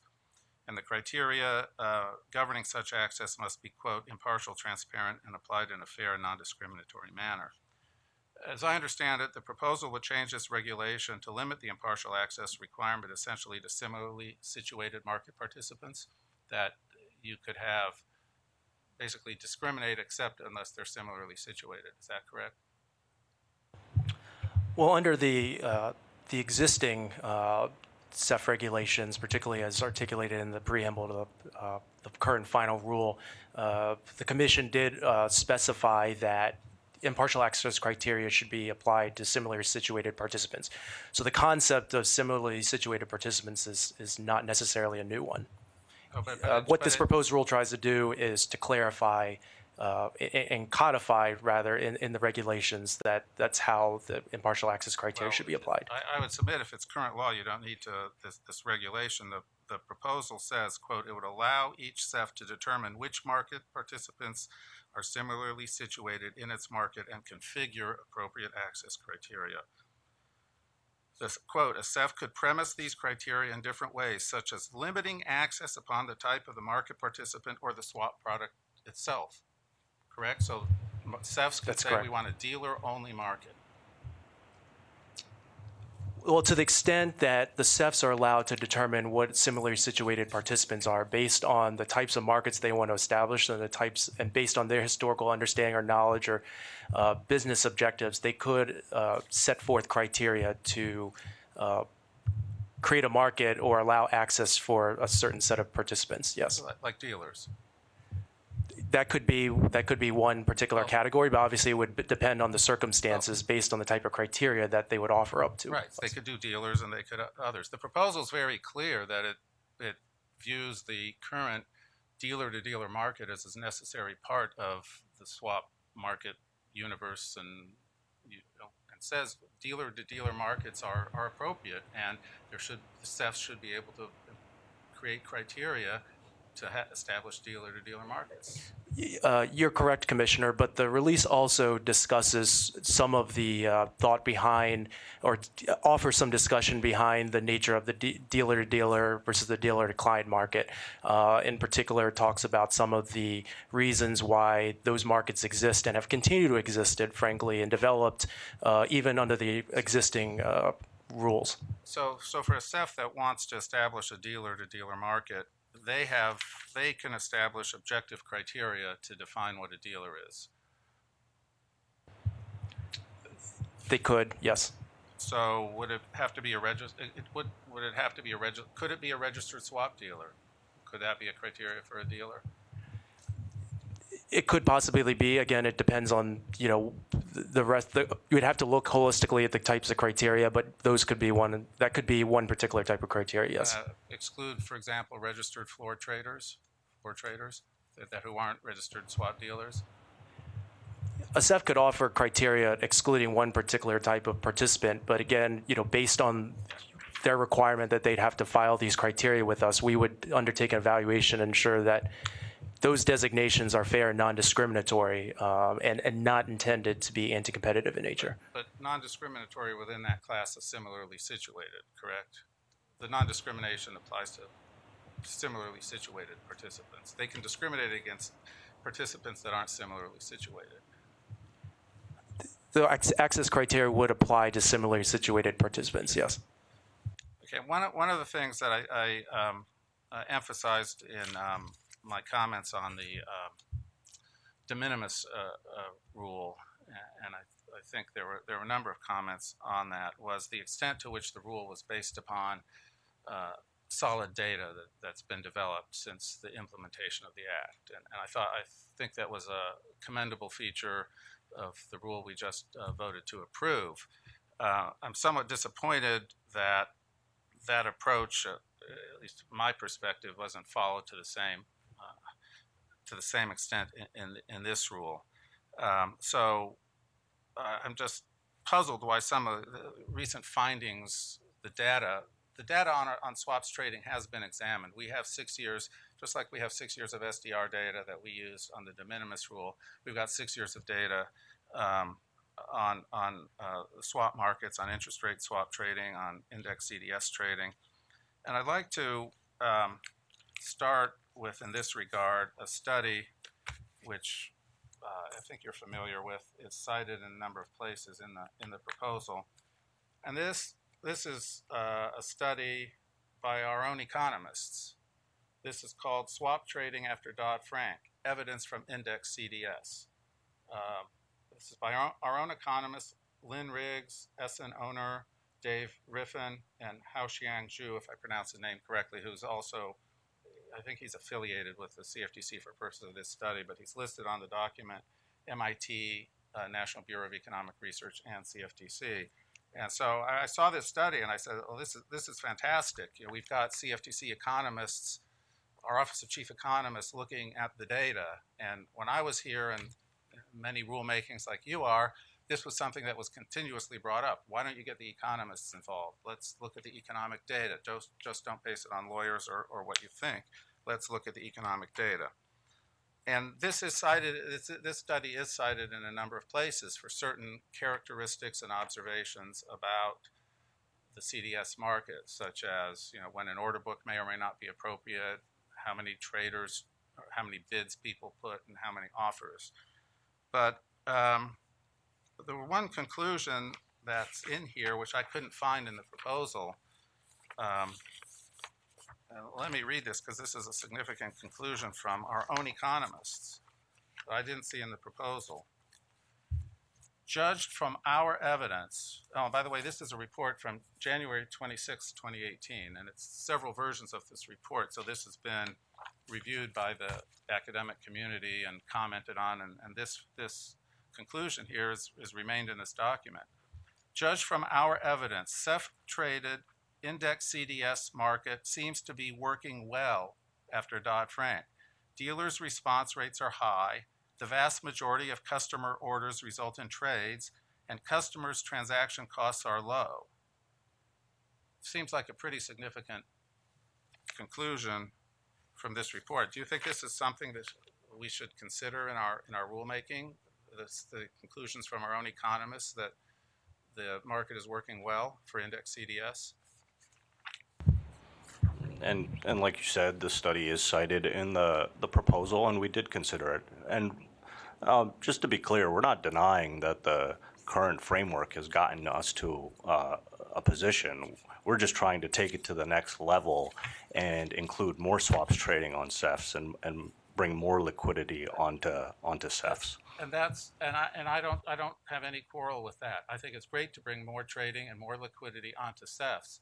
But what we've got on CEFs that are required transactions on CEFs, like index CDS that are working well, our own economists say are working well as required methods of execution. Why do we take away the fact that they're required methods of execution? The RFQ3 for index CDS, in our own economists' words, is working well, and this proposal takes away the requirement that made it work well.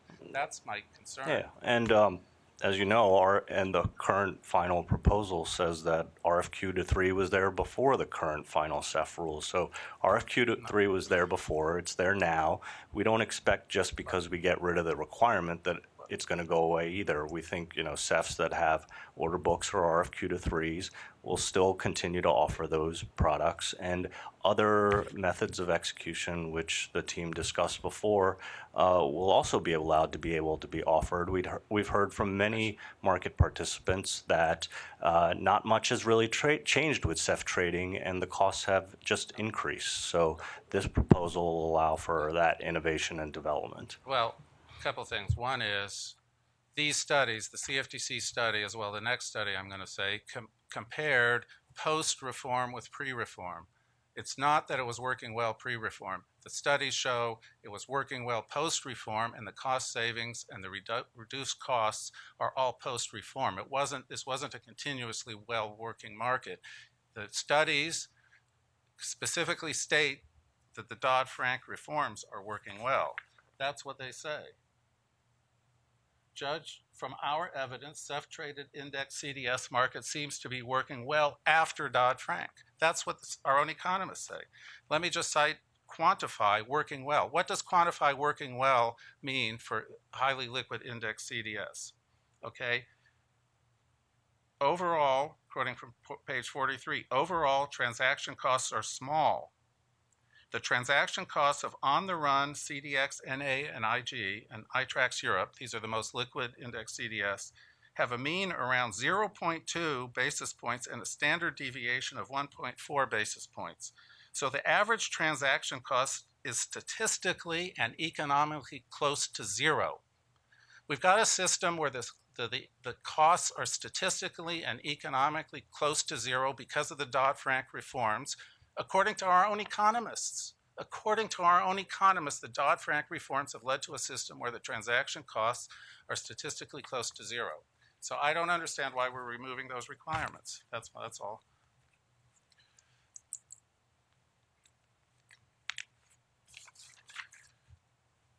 Lest you think that our economists are somehow off the mark on this, let me take another recent study, the Bank of England, okay?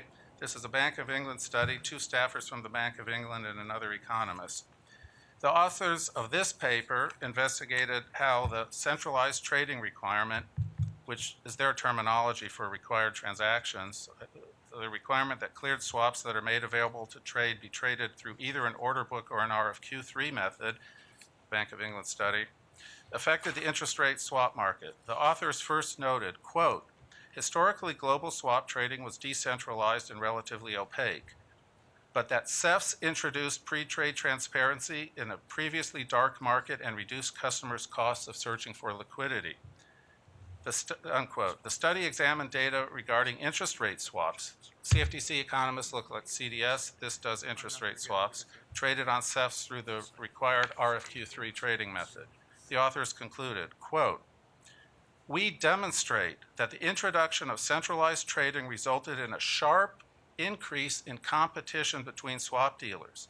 The average active U.S. client in this market trades with a significantly greater number of dealers after the centralized trading mandate. Thus, dealer competition rises and liquidity improves as one would expect. Unquote. The study found that the improved liquidity in this market resulting from the Dodd-Frank reforms, quote, amounts to daily savings and execution costs of as much as $3 to $6 million for end users of US dollar swaps. Bank of England says that our current RFQ3 process as applied to interest rate swaps is saving end users $3 to $6 million a day. This study isn't referenced in the proposal. I couldn't find it. Do you think that this is important data that the Commission should be considering, the effectiveness of the current requirement, the required transactions requirement, that how It's saving money for end users. Do you think that we should be considering this? This is Michael Pennick from the Office of the Chief Economist. I think we acknowledge that the Bank of England study did have those findings. And a couple of things that I would remark is one is on CEFs today, I think we find that less than 10% of interest rate swaps trading in the United States is actually in these required transactions that have the RFQ to 3. So we usually have a universe of 10% or less of trades are actually required transactions. There's a whole lot of interest rate swaps that are traded as permitted transactions on today. About 55% of all interest rate swaps are traded on CEFs, 55 to 60%. So it's almost half of that of interest rate swaps are traded on CEFs without the RFQ to 3 and order book requirement. And they get other benefits of trading on CEFs and may have lower transaction costs. The Bank of England study doesn't really distinguish between these permitted transactions and required transactions, and sort of looking at all of the interest rate swaps before and after. So we under our proposal, an even larger universe of swaps would have to start trading on CEFs, basically anything that's subject to the clearing mandate. So it would probably go past that 55% to maybe 75, 80, I don't know exactly. But it would be an increase of some amount. So they will benefit from being traded on CEFs. And that's fine. And actually, I don't disagree with anything you say or take issue with anything that's said. I think that's a valid point. The point being, not that RFQ3 is appropriate for everything. That's not what I'm saying. That's not what these studies say either. The point being that RFQ3 is appropriate for what is currently being traded by RFQ3 as demonstrated by these studies. Permitted transactions, if you want to bring permitted transactions on the CEF and give them, maybe some of them, I don't know. This is something to consider. I don't know to the extent which every single class of permitted transactions, or there's any class of those that might be suitable for RFQ3. Maybe, maybe not. But why, to get more on CEF, you don't necessarily have to make it I'm not saying you bring it on CEF, it has to be RFQ3. I'm saying we have a universe right now. We have a universe of required transactions. The market is working well. To get these other transactions on to CEF, why do you have to take away the requirements that underpin working markets? You don't. You can keep the requirements that underpin the working markets in place and bring the other ones on with the flexibility that you want. They're not inconsistent. But the proposal dismantles what's in place and is working in the name of getting everything on a CEF. And these things are already on CEF. They're already working. I don't understand why you need to take away the benefits that we already have, which are $3 to $8 million for end users per day. That's $1 billion a year. Well, I think one thing that's also been going on is that while many market participants are doing required transactions on RFQ to 3 and are happy doing it and probably in many instances do more than 3 RFQs, there is also a significant part of the CEF market where, as it was discussed earlier, the people are arranging their swaps on interdealer brokers and only using the CEF as kind of a booking engine, and these are sometimes in required transactions. They found a way to get around our rules and have actually less pre-trade transparency and less of the benefits of CEF trading than they would if the trades were brought onto the CEF properly. So, but just as a general matter, if the industry wants to maintain the requirements for execution methods on certain trades, they should certainly tell us that in their comments. And if we get a lot of comments from the industry participants saying that they would prefer the status quo, we would certainly have to consider that. Okay, I appreciate that. There's a third study as well, a recent study. This one is cited in the proposal, again, for statistics about the market and market structure, but not the central conclusion. This is a study by Pierre Colin Dufresne, Benjamin Jung, J-U-N-G-E, I don't know if I pronounced it correctly, and Anders B. Trawl. They also studied the CDS market, and their findings are consistent, and this finding wasn't in the proposal either, but their finding is consistent.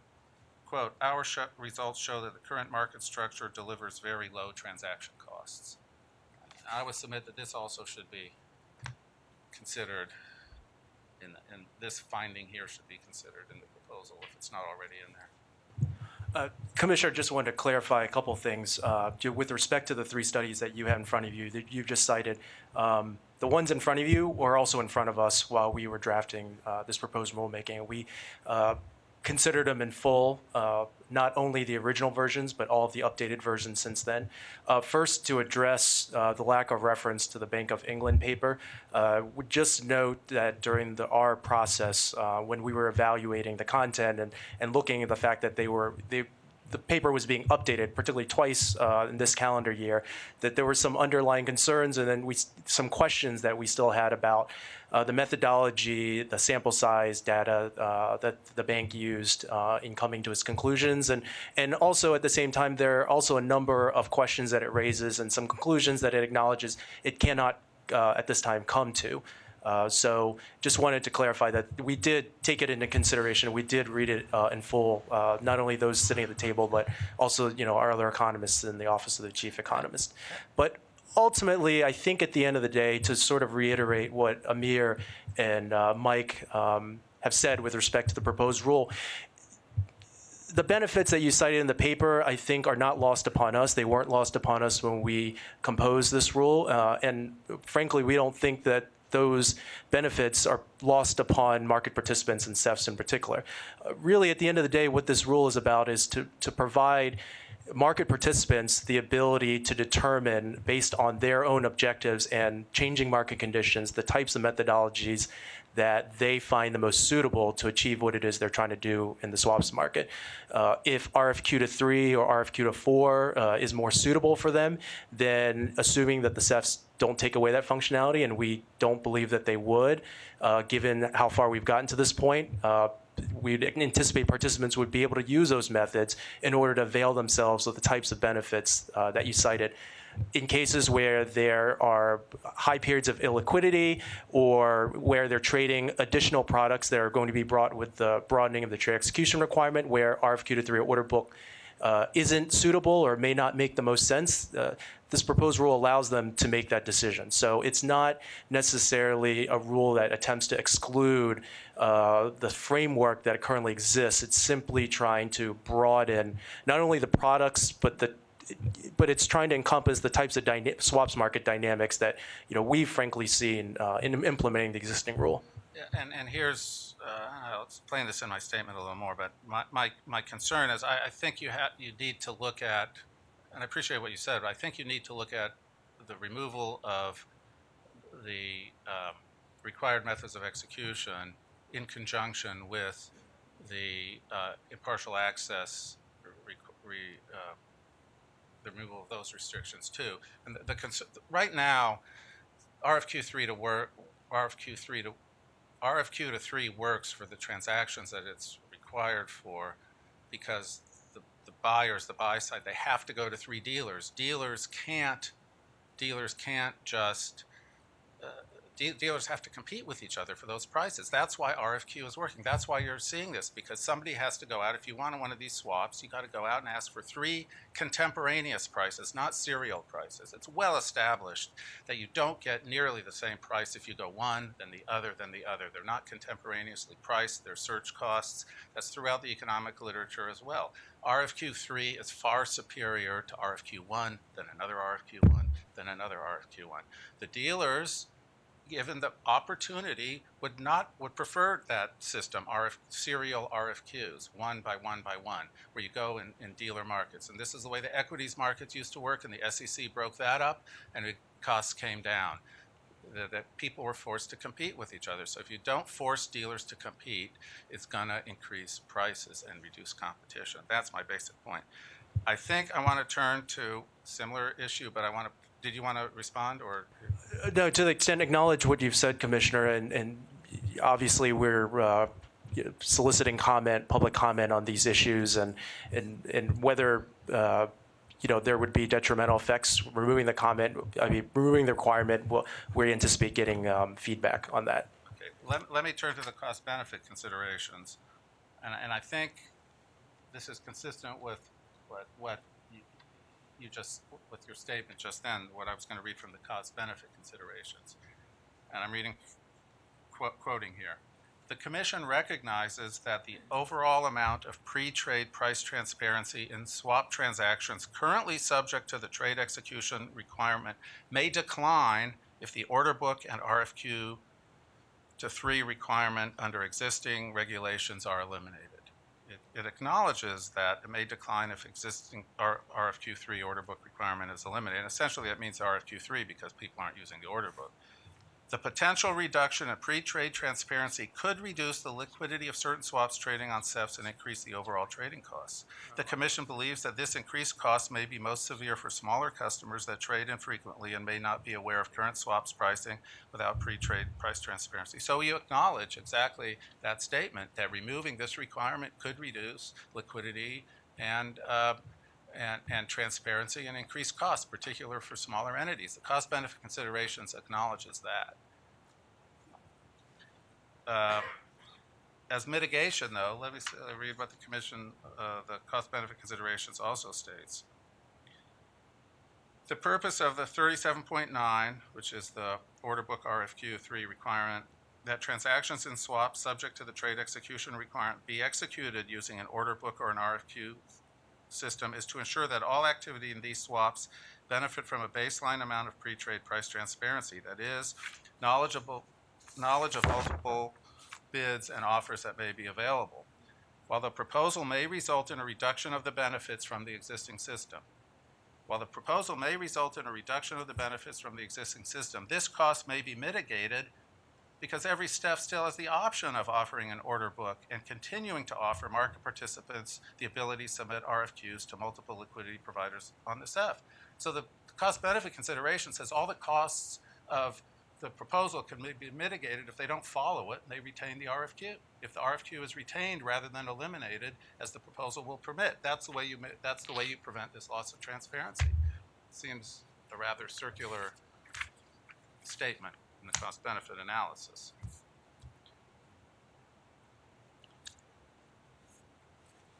Well, I mean, I think that it is circular in a sense, but there's a certain baseline amount of multiple to multiple that has to be there for something to meet the CEF definition. So if you really could only do RFQ to one and that was it, then it would no longer be a CEF. It would just be a bunch of single dealer platforms in the same room.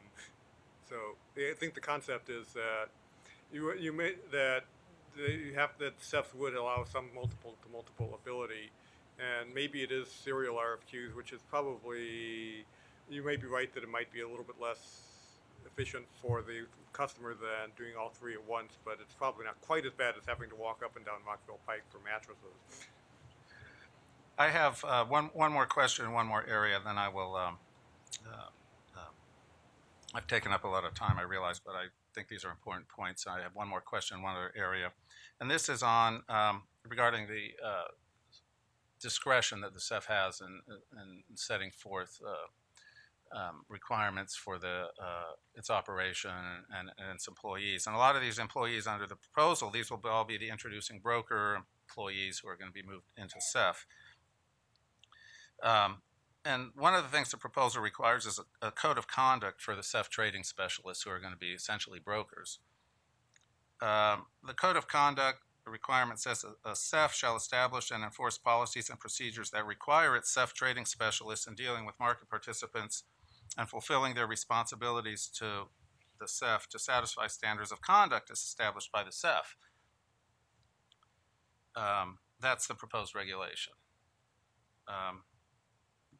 The proposal explains that the CEF has quite a large, if not total, discretion regarding what is in the code of conduct.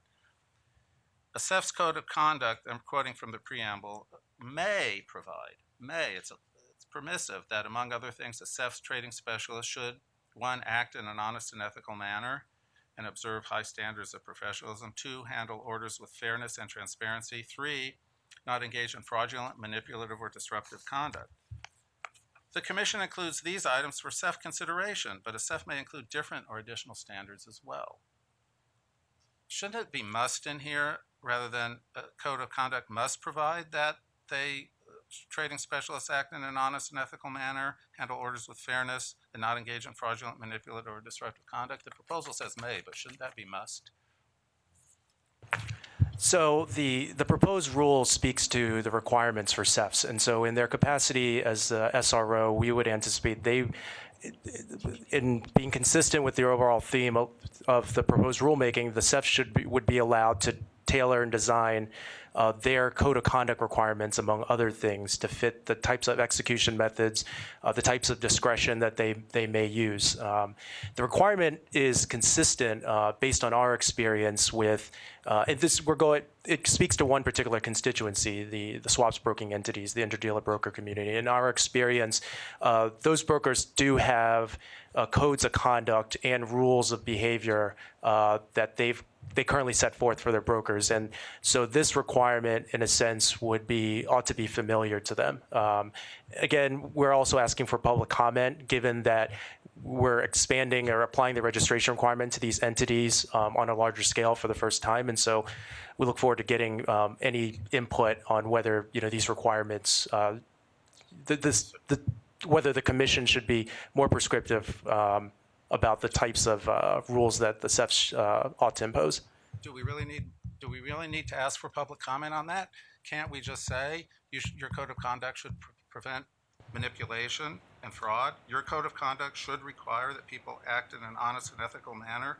Shouldn't your code of conduct must say you must handle orders with fairness and transparency? The proposal says the commission includes these items for CEF consideration, but a CEF may include different or additional standards as well. Why can't we say your code of conduct has to require that your CEF trading specialists don't engage in fraud or manipulation, that they act in an ethical manner, and they handle orders with fairness and transparency? We don't need public comment on that. We're the ones who set that requirement. Acknowledged, Commissioner, but also based on our experience, from what we've seen in terms of these codes of conduct from these entities, these are all essential elements that are already there. What we really intended, or what we're trying to say in the proposed rule with respect to other different criteria, is to really allow the CEF, based on the types of methods and participants they have, to tailor these types of rules to their markets. I don't want to beat this thing to death. I will just say that I don't care what their methods of execution are. I don't care how they trade, how they interact with people, whatever they do, whatever their previous codes of conduct were, our requirement had better be that their code of conduct say that the CEF trading specialists don't engage in fraud and manipulation. They act in an ethical manner. They observe standards of fairness. That's got to be the minimum.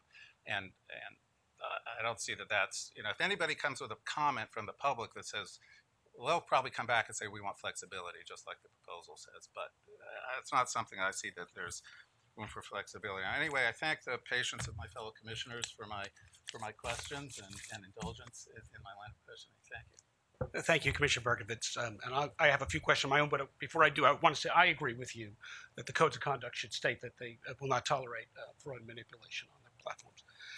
Just a few questions in the areas of methods of execution, impartial access, and academic studies.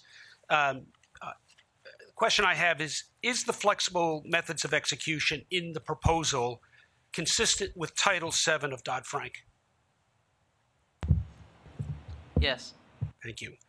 Does Title VII of Dodd-Frank require electronic execution methods? No.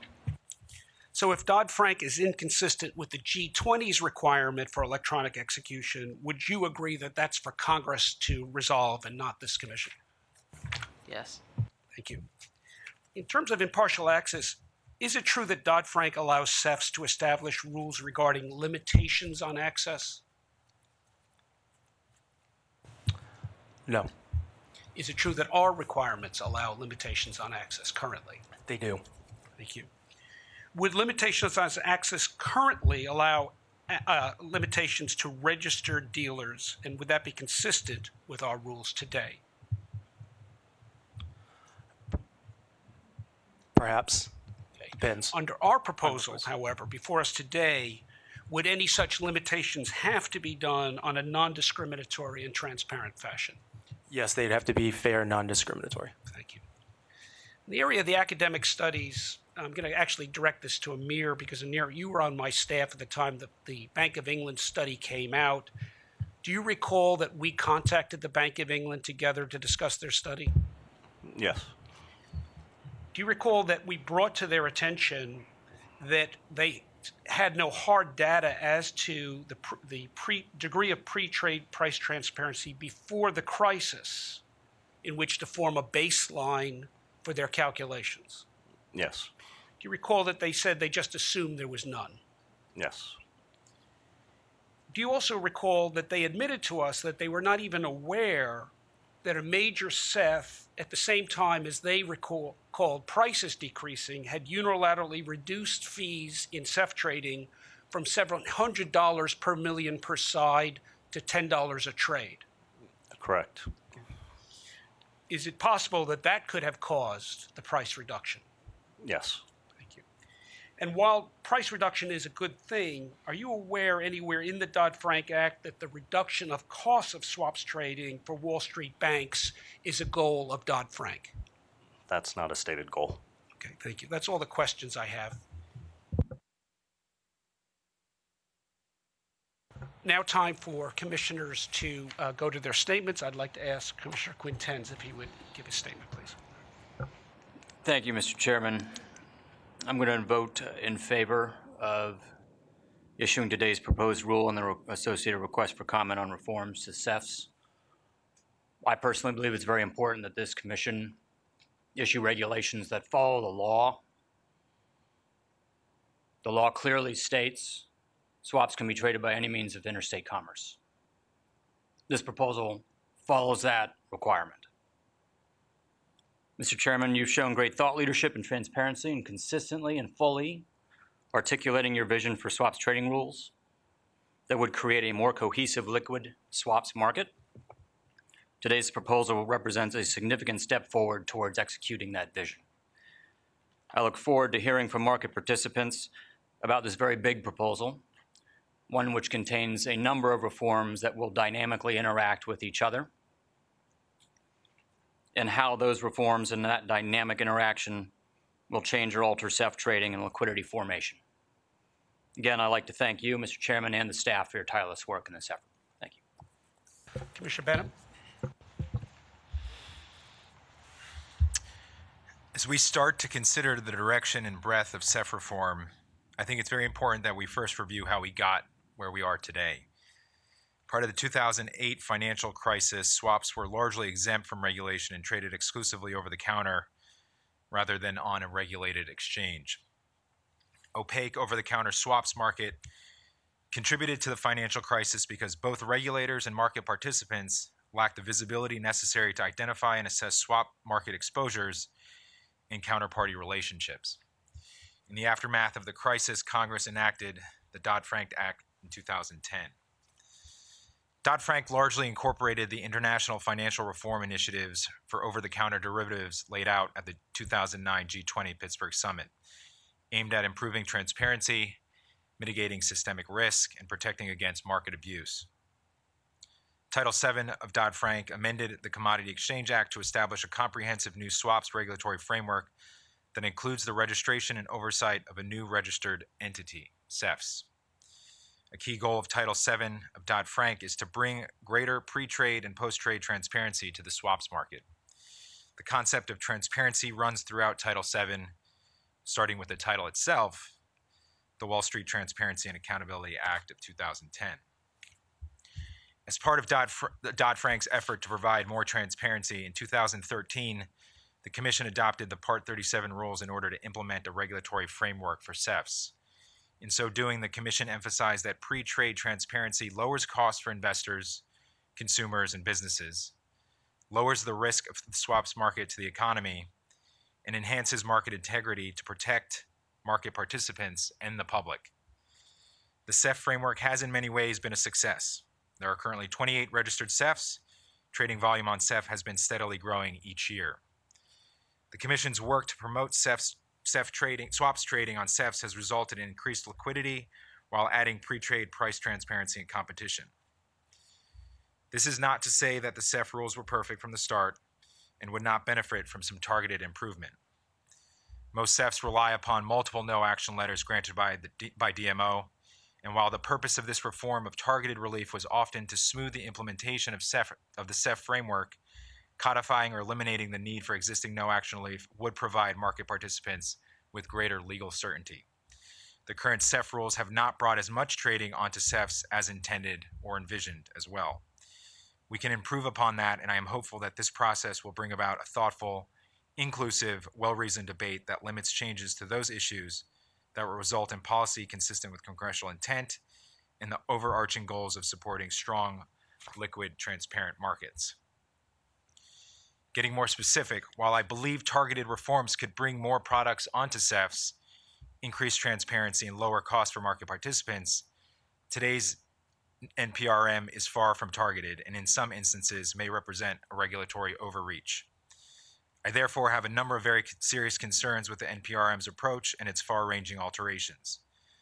First, it violates the clear language of the Act, which states that one of the major goals of the CEF regulatory regime is to promote pre-trade transparency in the swaps market. As discussed below, the NPRM does exactly the opposite. Second, in addition to reducing transparency, the proposed rule also increases limitations on access to CEFs. The NPRM purports to increase choice and flexibility for CEFs. However, it simultaneously allows CEFs to limit choice and flexibility for market participants. Third, as commenters and the Commission think about the NPRM, I think it's also important to consider whether we would be creating a new registration scheme that adds significant costs for market participants, while failing to address the fixable issues that exist in the market today. Regarding pre-trade transparency, Section 1A50 of the Act defines a CEF as, quote, a trading system or platform in which multiple participants have the ability to execute or trade swaps by accepting bids and offers made by multiple participants in the facility or system through any means of interstate commerce. Section 5HE of the Act states that, quote, the goal of this section is to promote trading of swaps on swap execution facilities and to promote pre-trade transparency in the swaps market. The existing CEF rules establish two methods of execution for required transactions, the central limit order book and the request for quote system. These methods were chosen specifically because they provide pre-trade transparency, and I'm concerned that the NPRM goes too far by allowing literally any means of execution. The NPRM's preamble states that the approach should also promote pre-trade transparency in the swaps market by allowing execution methods that maximize participation and concentrate liquidity. This simply cannot be true. Absent a clear standard of what constitutes pre-trade transparency, it's fairly easy to envision an execution method that would not provide pre-trade transparency.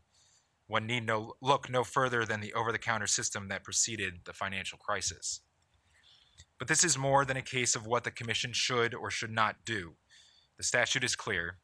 The Commission must promote pre-trade transparency in the swaps market, and today's NPRM would not do that. That is not to say that expanding methods of execution in a more limited and target way is a bad idea or violates the Act. There are likely other execution methods that fit within Section 1A50 and would promote pre-trade transparency. And I look forward to hearing from commenters as to what methods might be and debating with my fellow commissioners as to whether they are appropriate within the confines of congressional intent and ultimately the Act. The made available to trade process is seemingly broken. The Commission stopped receiving MAT submissions after an initial set of submissions for the most standardized and liquid swaps contracts. The Commission has not received any MAT submissions or made any MAT determinations since 2014. This is not what the Commission envisioned in promulgating the Made Available to Trade rule. The solution posited today is, in a sense, a simple and elegant one. The NPRM states that the phrase makes the swap available to trade in CEA Section 2H8 should be interpreted to mean that once the clearing requirement applies to a swap, then the trade execution requirement applies to that swap upon any single CEF or DCM listing the swap for trading. This would take both the CEF and the Commission out of the determination process. My concern, however, is that there may be products that are more appropriately traded off CEF. And in addition, tying the trade execution requirement to the clearing requirement could have unintended consequences. It could actually discourage voluntary central clearing. I look forward to hearing from commenters regarding the appropriate interpretation of the term made available to trade, including how to improve the existing process. One of the most troubling aspects of the NPRM is that it would alter the Commission's interpretation of impartial access under CEF Core Principle 2. Core Principle 2 of the Act requires CEFs to establish and enforce participation rules that, quote, provide market participants with impartial access to the market. Current Commission Regulation 37202A states that a CEF shall provide any eligible contract participant with impartial access to its market and market services. The Commission was clear in the preamble to the existing rules that the purpose of the impartial access requirement is to prevent a CEF's owners from using discriminatory access requirements as a competitive tool against certain eligible contract participants. The current rule provides that a CEF can restrict access on disciplinary history or financial or operational soundness if objective pre-established criteria are used. What a CEF cannot do is restrict access to certain types of participants. Today's NPRM would roll back this interpretation, leaving the term impartial access an empty shell. The proposed rule would allow CEFs to serve different types of market participants or have different access criteria for different execution methods. This is exactly the type of discrimination that the impartial access provision in the Act was intended to prevent. I believe that all market participants should have impartial access to a CEF whose access criteria is applied in a fair and non-discriminatory manner. Rather than erecting new barriers to participation, we should focus on applying our existing regulations as they are clearly written. It seems to me that impartial access theoretically would go hand in hand with the proposed widening of CEF execution methods. Instead, the Commission seems to be bending over backwards to be impartial regarding CEF's modes of execution, while allowing the CEFs themselves to discriminate. This threatens to take us back to the world as was pre-Dodd-Frank and pre-financial crisis, undermining some of the key successes of the existing CEF regulatory regime regarding transparency and market access. I'd like to turn for a minute to the potential cost to market participants and the Commission from this proposed rule. Currently, there are 28 registered CEFs. The proposal will drastically increase the number of CEFs, likely by multiples. In the cost-benefit considerations of the NPRM, the Commission estimates that approximately 40 to 60 swaps broking entities, including interdealer brokers and one single dealer aggregator platform, would need to register as a CEF. That is the universe that we know, the market as we understand it to exist today. There could be more, perhaps many more, entities that will fall under the expanded registration requirements. Just as importantly, we do not know how these new rules will incentivize CEFs and whether they will lead to consolidation or myriad CEFs with myriad methods of execution. The new registration regime and the many changes that come along with it will result in substantial costs all around to both existing CEFs and new CEF registrants and to their participants. I note with some concern that while the preamble provides a laundry list of what rule changes will result in costs, there is no effort to quantify them. Operating or participating in a regular market comes with costs, but these incremental costs are offset in part by the benefits of having access to a transparent, safe market ecosystem that demands accountability and punishes wrongdoers. I do not mean to suggest anything else. However, as the Commission proceeds with this NPRM, I am hopeful that the best, most cost-effective regulatory solutions will prevail as the Commission seeks to improve and advance the health and vibrancy of the CEF marketplace. I also want to quickly raise a non-substantive concern, but one that may greatly impact the substance of the NPRM. The comment period for the proposal is only 75 days, as was mentioned earlier. As I have stated previously, this rulemaking is complex and impacts a wide range of market participants in fundamental ways. There are 105 numbered questions for commenters in the NPRM's preamble, in addition to general requests for comment. I think it's very important that we give market participants time to carefully consider the proposed rule and make reasoned comments. Recent proposed rules that raise complex issues like the capital rule and Reg AT had 90-day comment periods, followed by extensions of at least an additional 60 days. The original Part 37 notice of proposed rulemaking ultimately had open comment periods totaling 90 days, and market participants had 7 months between publication of the notice of proposed rulemaking and the end of the final comment period. Today's NPRM deserves careful consideration, both from the public and from the Commission, and I hope that the Commission will give market participants the time they need to respond thoughtfully and thoroughly. Before I conclude, I would like to turn briefly to the name give-up request for comment that is before us as well. as it is inextricably tied to the CEF NPRM. Post-trade name give-up always also relates to the issue of impartial access, which I discussed earlier. While today's CEF NPRM reworks the CEF rules generally, the NPRM does not address the longstanding practice of disclosing the identity of each swap counterparty to the other after a trade has been matched anonymously. Instead, the Commission is voting to issue a request for comment seeking public comment on the practice. While I appreciate the desire to be measured and thoughtful on this issue, I fear that not taking a view at this time in the proposal may function as an endorsement of the status quo. The request for comment puts name give up on a slower track than the rest of the rule. Any rule to address the issue will now be well behind the process for the rest of the CEF rules. As outlined above, I have numerous concerns about this NPRM, both in terms of what the Commission should do as policymakers and in terms of what the Commission can do under the law. Congress was clear in Dodd-Frank. The Commission is tasked with bringing greater pre-trade transparency to the swaps market. Today's NPRM not only fails to advance pre-trade transparency, it actually undermines pre-trade transparency that has been achieved through our existing regulations. In addition to the few issues I raised today, the NPRM's changes also demand thoughtful deliberation on equally important issues related to cross-border implications, investigations, audit trails, record keeping, and disciplinary hearings, to name just a few. As I read through the NPRM, I noticed a common thread that naturally aims to shift the current Part 37 regime to a less prescriptive and more principles-based regime. The frequent weaving of words into the text of the NPRM like defer, flexible, reasonable, and discretion stand as a clear declaration of where this proposal's authors want it to go. I have long been a proponent of sensible principles-based regulation, and I believe our markets and more importantly, this agency are strongly rooted in a principles-based regulatory regime. However, like the words of this NPRM, I have myself woven my own thoughts on striking the right balance between principles-based and rules-based regulation. Principles-based regulation certainly does not mean an absence of rules or the absence of supervision. In remarks I delivered in February of this year, I stated, quote, "While I strongly oppose any rollbacks of Dodd-Frank initiatives, I believe a principles-based approach to implementation can be sustainable in certain circumstances.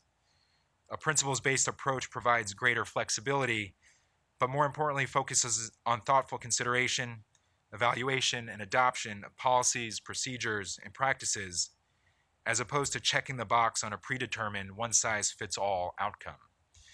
However, the best principles-based rules in the world will not succeed absent clear guidance from regulators, adequate means to measure and ensure compliance, and willingness to enforce compliance and punish those who fail to ensure compliance with the rules. If the Commission was voting on a final rule today, my vote would be no. However, I fully recognize that our existing Part 37 rules are not perfect. Bringing more activity on CEF is a laudable goal, both from a policy perspective and because Congress has tasked the Commission with doing so. I will support today's proposal rule because I believe that's important that we hear from market participants regarding what aspects of the NPRM will improve the regulatory framework for CEFs while staying within our responsibilities under the law. Thank you very much, Mr. Chairman. Commissioner Stump.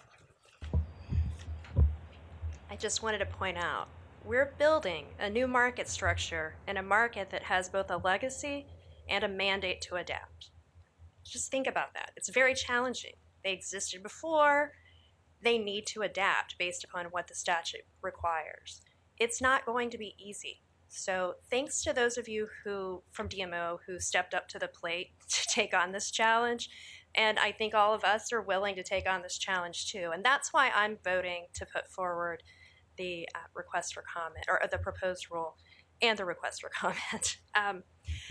There's so much history here, and I won't go into it. Commissioner Benham spoke to it a bit, but I would like to just say that I was uniquely situated as a former legislative staffer with a front row seat during the development of the Dodd-Frank Act.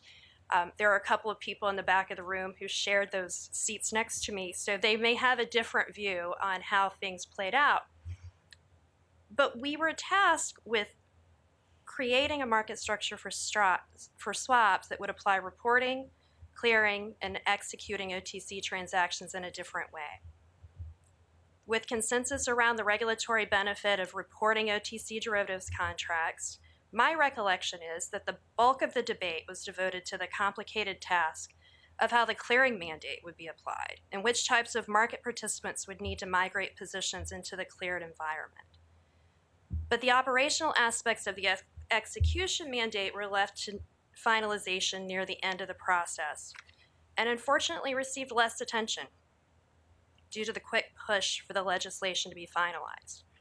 This is probably evident from the verbiage or the lack thereof that appears in the statute on this matter.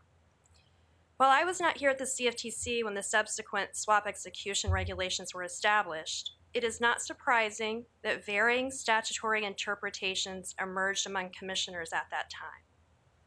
The resulting confusion surrounding how best to implement congressional goals resulted in the current Part 37 rule set.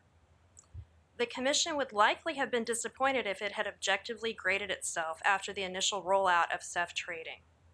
Questions persisted and uncertainty reigned as trading volume was slow to materialize and numerous no-action letters for relief were promulgated to address the shortcomings.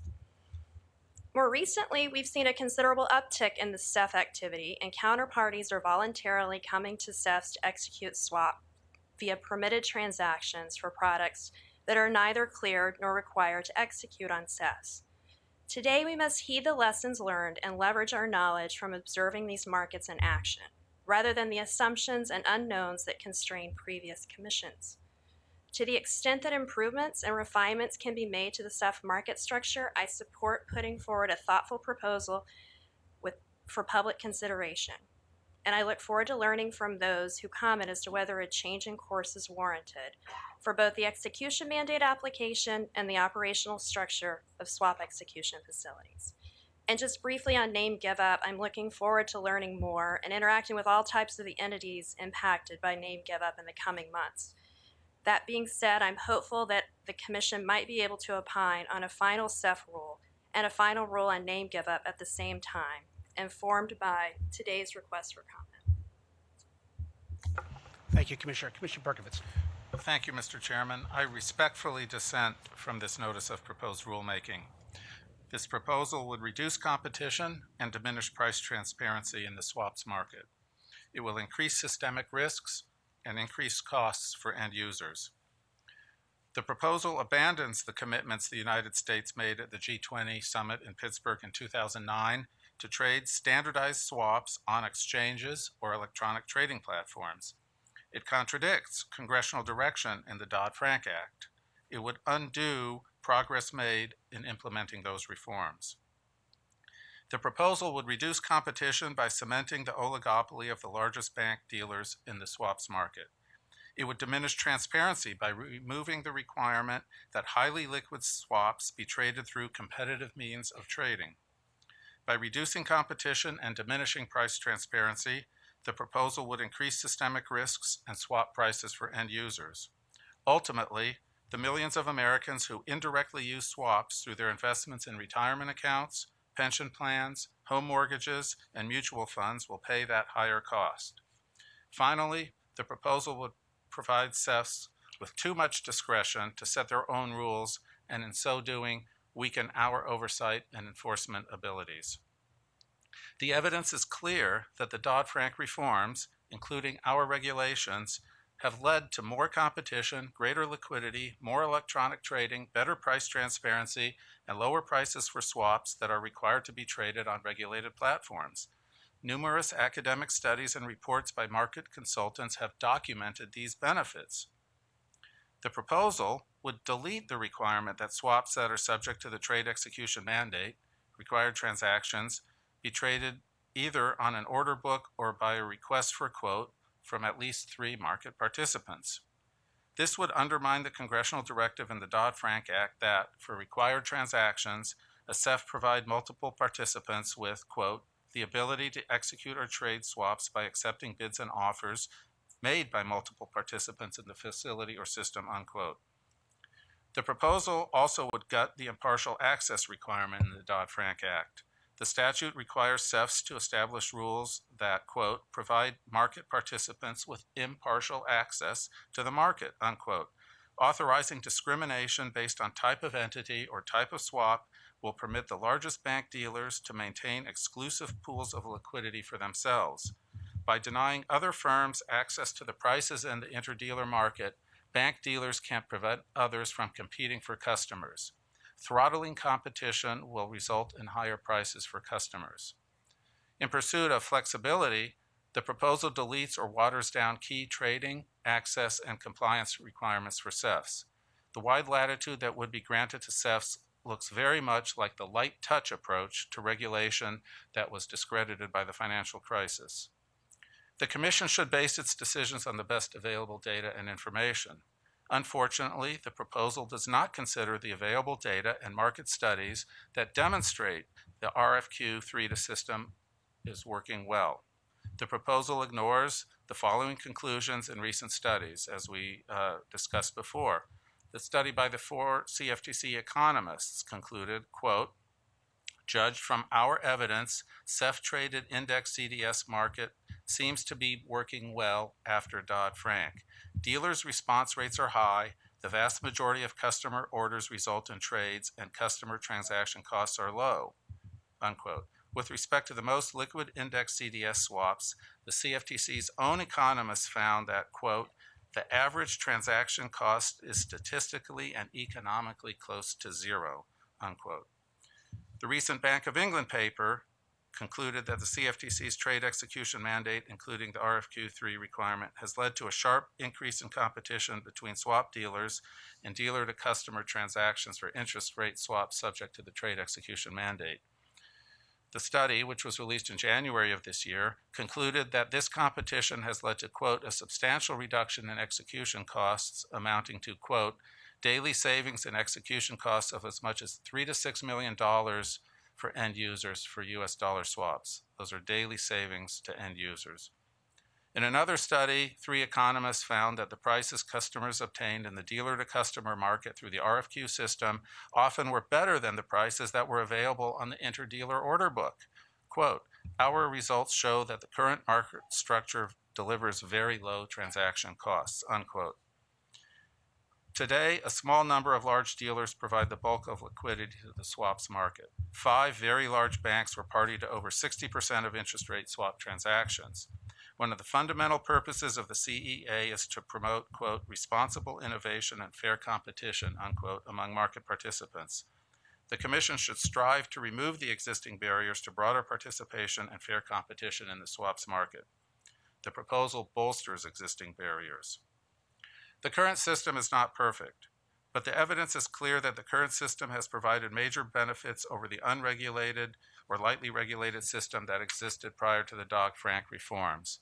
The proposal would return the swaps market to the dealer-dominated, trade-however-you-want system heavily reliant on voice brokers that existed prior to the financial crisis. The G20 leaders rejected this approach in Pittsburgh, and the Congress rejected this approach in the Dodd-Frank Act. Many of the market participants I've talked to do not want a major overhaul of the swaps regulatory framework. They prefer that we consider more targeted reforms. I agree. Specifically, I support the following measures to foster fair competition in the swaps market. 1, abolish name give-up. The Commission should prohibit the practice of name give-up for cleared swaps. On many platforms that provide anonymous trading, the identity of a counterparty is provided to the dealer after the completion of a trade. Name give-up is a major deterrent to non-dealers seeking to participate in dealer-only platforms, as it provides the dealers with valuable information about a counterparty's positions. Name give-up is a relic of the pre-Dodd-Frank era when most swaps were not cleared and the identity of the counterparty was necessary to manage credit risks. 2, expand floor trader registration. The Commission should amend the floor trader provision in the swap dealer definition to remove overly restrictive conditions. This would help enable a wider range of traders, including proprietary traders, to provide liquidity and compete with large bank dealers on price. 3, revise capital requirements. The Commission should work with the prudential regulator so that capital requirements do not unduly restrict the availability of clearing services for swaps that are provided by futures commission merchants. 4, enable average pricing. The Commission should work with market participants and facilities to enable buy-side firms to obtain average pricing for swap trades. Although average pricing is available for futures, it currently is not available for swaps, which limits the direct participation of buy-side asset managers on CEFs.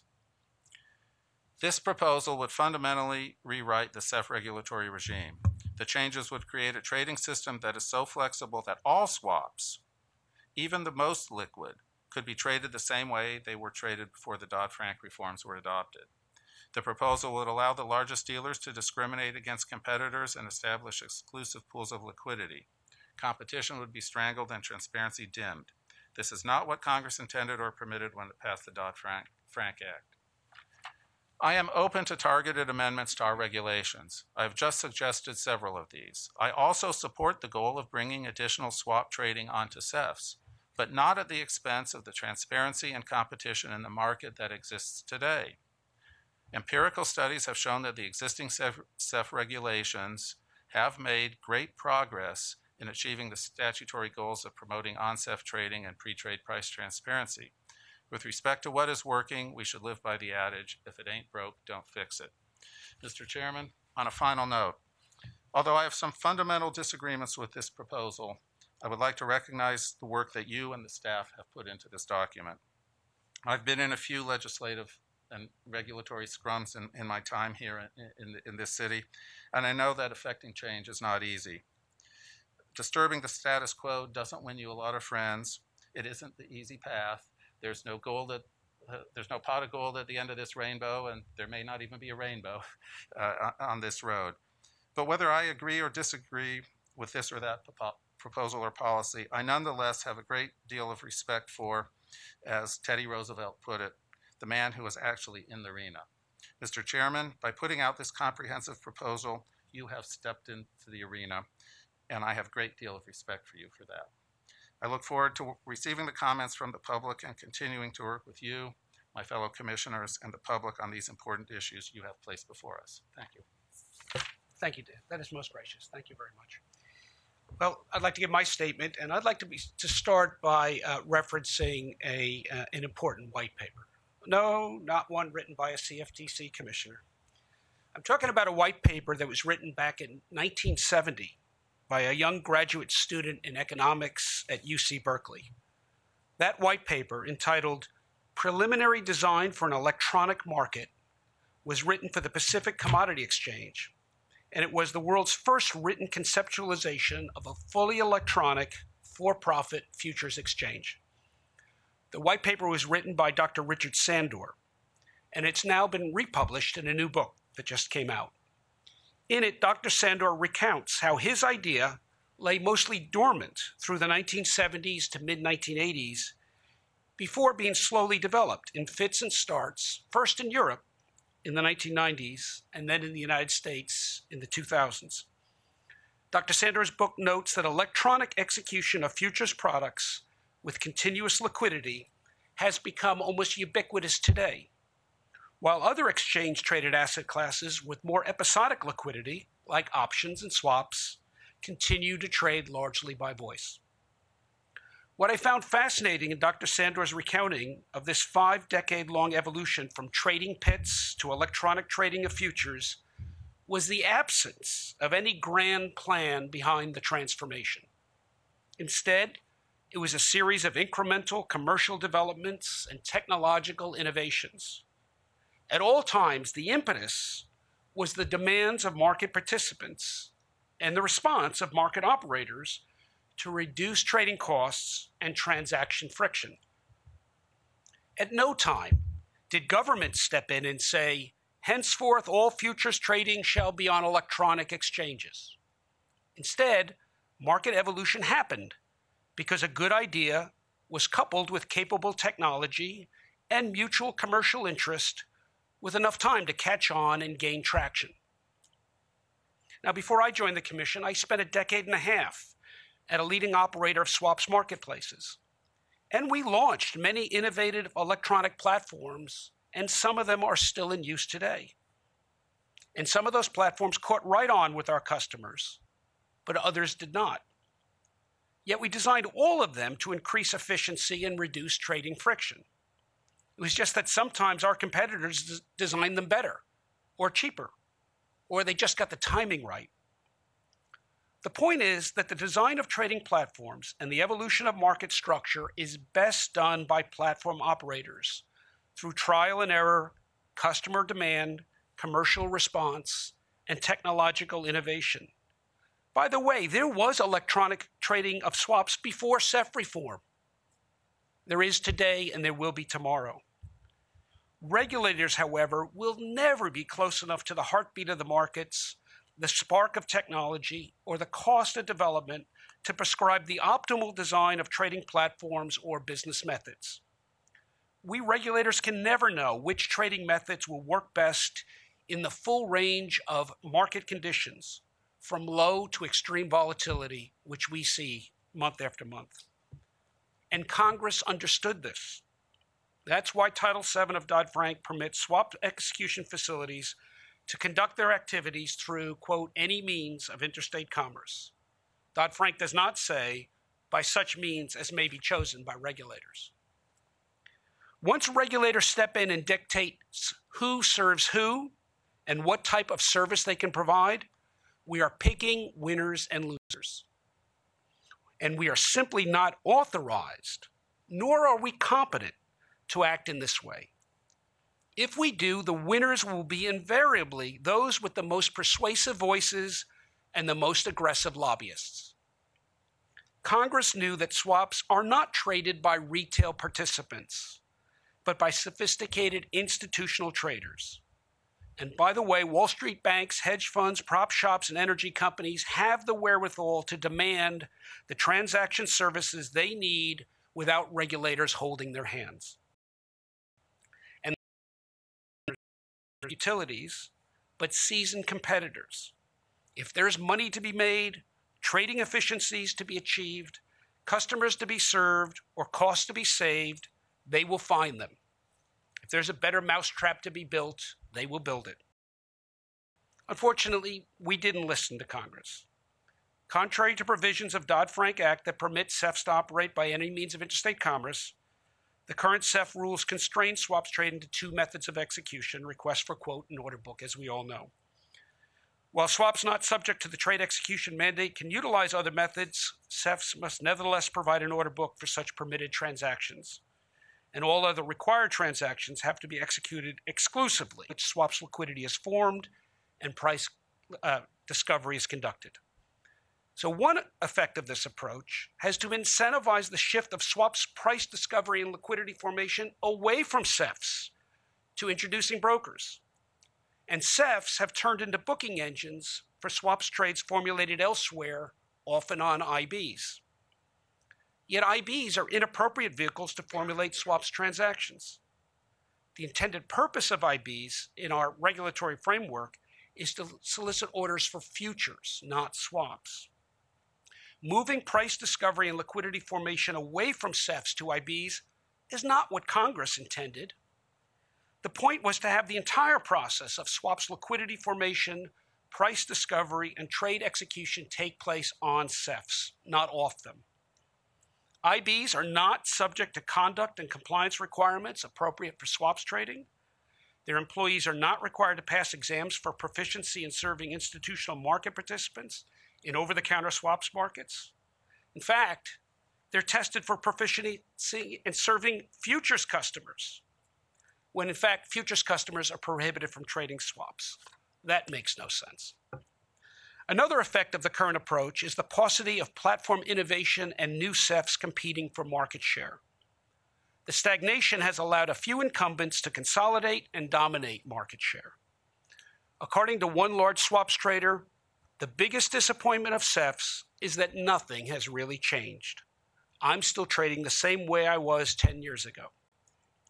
And yet, the current rules were supposed to have caused as much as 100 firms to register as CEFs. I've written a few white papers of my own, and I've called for revising our current restrictions and allowing for flexible modes of execution, just as Congress intended. And today's proposal does that. It will allow CEFs to innovate to meet customer demand and operate trading environments that are more salutary to the more episodic nature of swaps liquidity. At the same time, it will make the made available for trading determination synonymous with the clearing determination to include all swaps subject to the clearing requirement and listed by a CEF or DCM. And that's meant to bring the full range of liquidity formation, price discovery, and trade execution on CEFs for a broader range of swaps products. The promotion of swaps trading on CEFs brings daylight to the marketplace by subjecting a much broader range of products to CEF record keeping, regulatory supervision, and oversight, again, just as Congress intended. Now, it's been argued that if mandates for minimum trading functionality go away, so will the current degree of electronic execution in the market. Sorry, but that's just not how business operates. The electronic CEF platforms that are currently successful in the market represent enormous sunk costs. They provide too much competitive advantage and cost efficiency to be shut down simply because they're no longer subject to a regulatory mandate. No CEF is going to give up electronic trading market share and profitability because regulation suddenly becomes less prescriptive. Today's proposal would also enhance the professionalism of CEF personnel who exercise discretion by adopting proficiency requirements and conduct standards suitable for swaps as opposed to other products. Now, a word about impartial access. CEFs are currently required to have rules to provide market participants with impartial access to the market and, however, may establish rules regarding any limitation on access. Impartial access means just that, impartial. It does not mean that CEFs must serve every type of market participant, from sophisticated to unsophisticated, in an all-to-all environment. If it did, then CEFs would not be allowed to establish rules for limitation of access. Today's proposal would establish what is meant by impartial. It would define impartial as transparent, fair, and non-discriminatory as applied to all similarly situated market participants in a fair and non-discriminatory manner based on objective, pre-established requirements. Now, on the international level, we have approached today's proposal on the principle that the CFTC always engage its regulatory counterparts overseas with respect and due consideration. The staff of the CFTC and I have made every effort to ensure that non-U.S. authorities had the opportunity to review and discuss my CEF white papers that set out the concepts underlying today's proposal. I see no reason why this proposal would be viewed as inconsistent with the regulatory systems of other G20 jurisdictions, and we certainly welcome further dialogue with them. In fact, today's proposal is entirely consistent with and anticipated by recent discussions with foreign authorities about the CFTC's CEF regime, including the equivalence agreement for swaps trading platforms with the European Commission that EC Vice President Dombrovskis and I announced 1 year ago in this very room. That agreement, which focused on an outcomes-based approach toward EU equivalence and CFTC exemptions, was made by both parties with full knowledge and understanding of the changes that I advocated in my white papers and that are developed in the proposal before us. Let me briefly address the market practice of name give up and today's request for comments. There are a range of perspectives on this issue, but I want to assure everyone I have a very open mind and I look forward to the comments about the current impact of this practice in the marketplace. And if that results in a rule proposal, that would be a good thing. One final point. Today's proposal will invariably be slammed by opponents of change as a rollback of Dodd-Frank.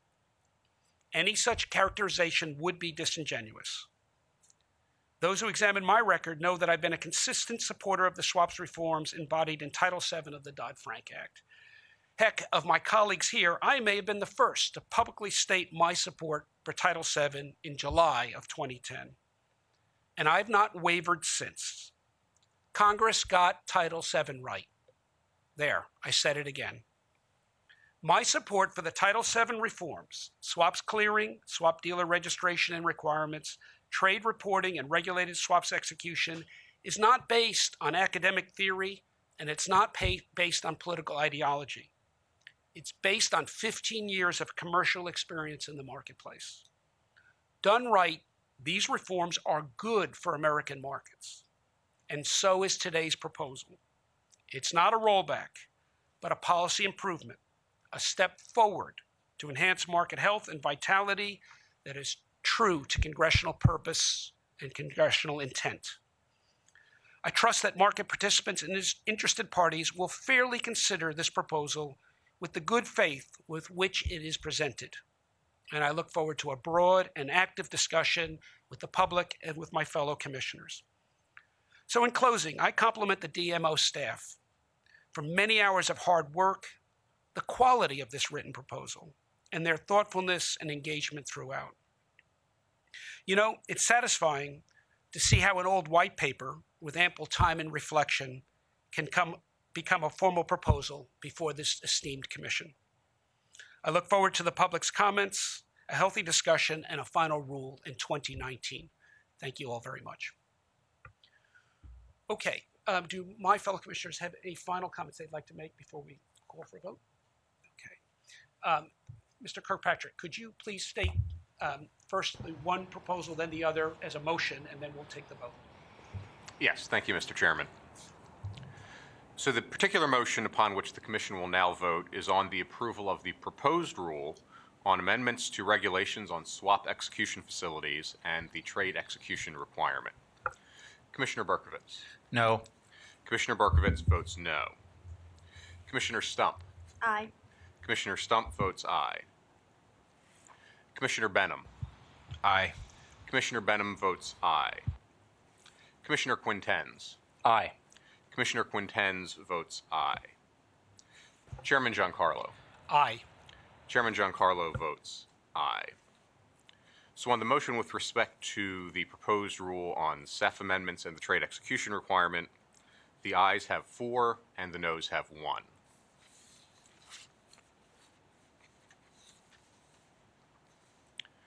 Turning next to the motion, the Commission will now vote on the approval of the request for comment regarding the practice of post-trade name give-up on swap execution facilities. Commissioner Berkovitz. Aye. Commissioner Berkovitz votes aye. Commissioner Stump. Aye. Commissioner Stump votes aye. Commissioner Benham. Aye. Commissioner Benham votes aye. Commissioner Quintens. Aye. Commissioner Quintens votes aye. Chairman Giancarlo. Aye. Chairman Giancarlo votes aye. Mr. Chairman, on the matter of the request for comment regarding the practice of post-trade name give-up, the ayes have 5 and the noes have 0. Thank you, Mr. Kirkpatrick. I'm going to turn to my fellow commissioners for any closing statements. Before I do, I just want to thank the staff. You know, good rule writing is hard work, and preparing for these hearings is no picnic either. So thank you all very much. You came very well prepared, and we look forward to work going forward. Thank you. Would any of my fellow commissioners like to give any closing remarks? Well, thank you all, panelists, and thank you all, ladies and gentlemen. Thank you, fellow commissioners. The meeting is adjourned.